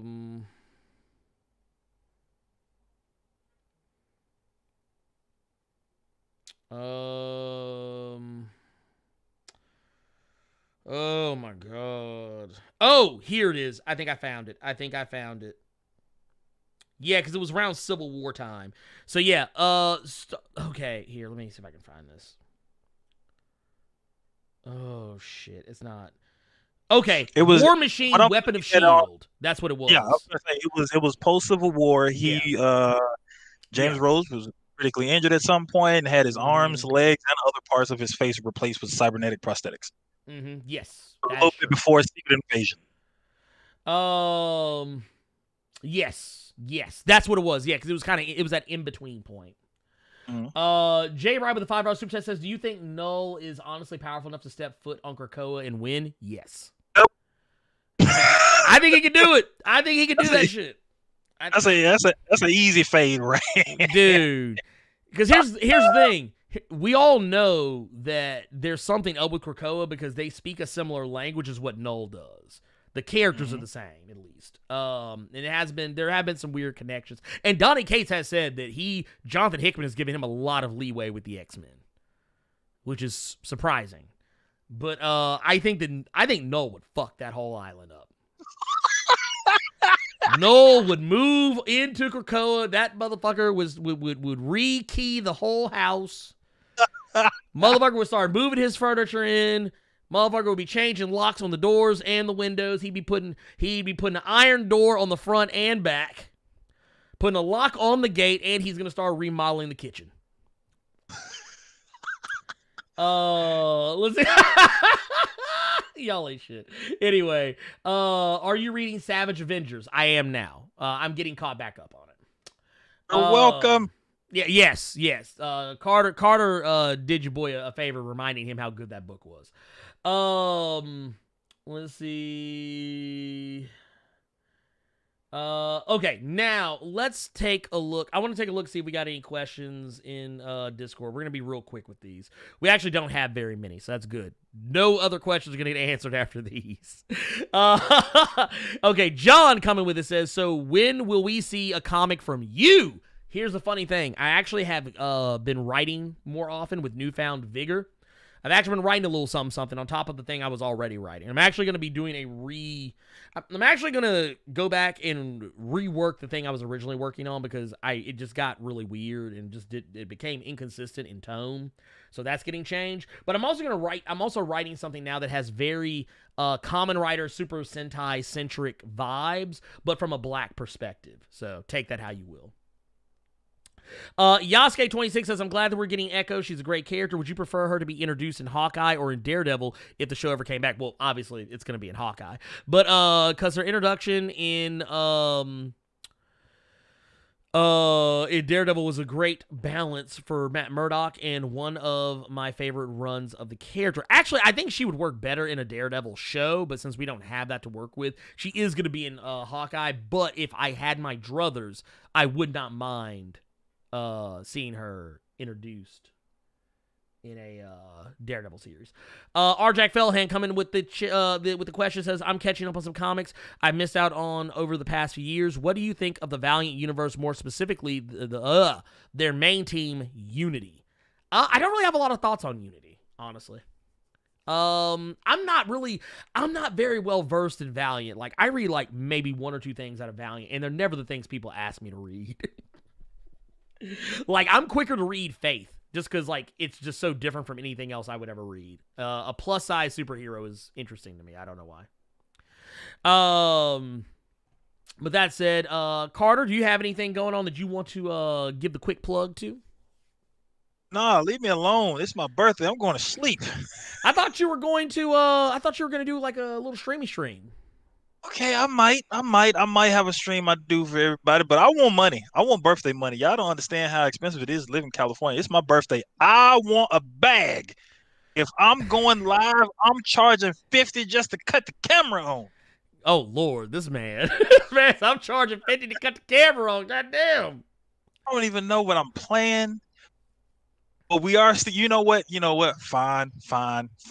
Twitch.tv/Carter Presents Carter's Farewell Stream. All I need is $30, and then I can cash out on Twitch, and then I can leave Twitch to the wayside, bring all my stuff over to YouTube. That's all I need. There you go. That's all I need. I'm So about I'm to gonna say, go live. I that's don't the know thing. what I'm gonna play. I'm gonna play something. I'm about to say, you know what we need to do? We need to play Bloodborne. There you go. I'm down with it. Or you know what? Do you have Dark Souls 3? No, I like Bloodborne. Why would I like Dark Souls? God damn you. Anyway, no, we could. Oh, or you know what? I'm not gonna lie. Last night and yesterday, people really enjoyed watching me play DVD. See. Now I'm really finna go to sleep. This man, look, he about to sign. He about to sign off. Anyway, ladies and gentlemen, please, if you have time, swing by the Pocket Con channel. I'm actually the reason why I'm leaving is because I'm getting ready to go jump on with Pocket Con. I'm going to be on a panel featuring a lot of really awesome content creators, such as myself and other people who are like-minded. We're going to be answering questions, talking about all sorts of awesome things. As a matter of fact, here, let me see if I can actually find it. Ooh, where did it go? Shit, I'm losing everything. Here it is. Boom. I'll actually be joined by Audra. I'm gonna fuck her name up. Is it Audra Jacot or Audra Jacot? I don't remember exactly, but she's an awesome cosplayer. I'll also be joined by Kenny Taylor and Dr. Stanford Carpenter, PhD. We're gonna be talking about some really cool stuff here in just a minute. It'll be starting at 3 p.m. The link is in the chat right now, right this second. I'm getting ready to go jump over there and talk with them, and it's going to be awesome. Click that link. You'll see you may have to click on the video section to see the live stuff, but they are live right now, I believe. I'll double check that, but yeah, because I think they're going to be live pretty much most of the day. Up until I think like 6 or 7 p.m. Central Standard Time. So yes, 3 p.m. Central Standard Time, which is literally in less than 30 minutes. Be there, be square. I will see you guys next time. You might see me stream tomorrow, possibly. I think what we're going to start doing is, I'm still going to stream on Twitch, but I think what's going to happen is I'm going to stream only for a couple of hours here, and then a couple of hours over on Twitch. And we'll kind of, see how that plays out. And who knows? Could work out. You never know. But anyways, I love you guys, 3000. Carter, are you gonna be you think you might be down for some Phasmophobia later? I am. Yeah, sure. I'm down. Absolutely. Yeah. So there you go. We're making plans now. But anyways, we will catch you all later. We're out of this bitch. Peace.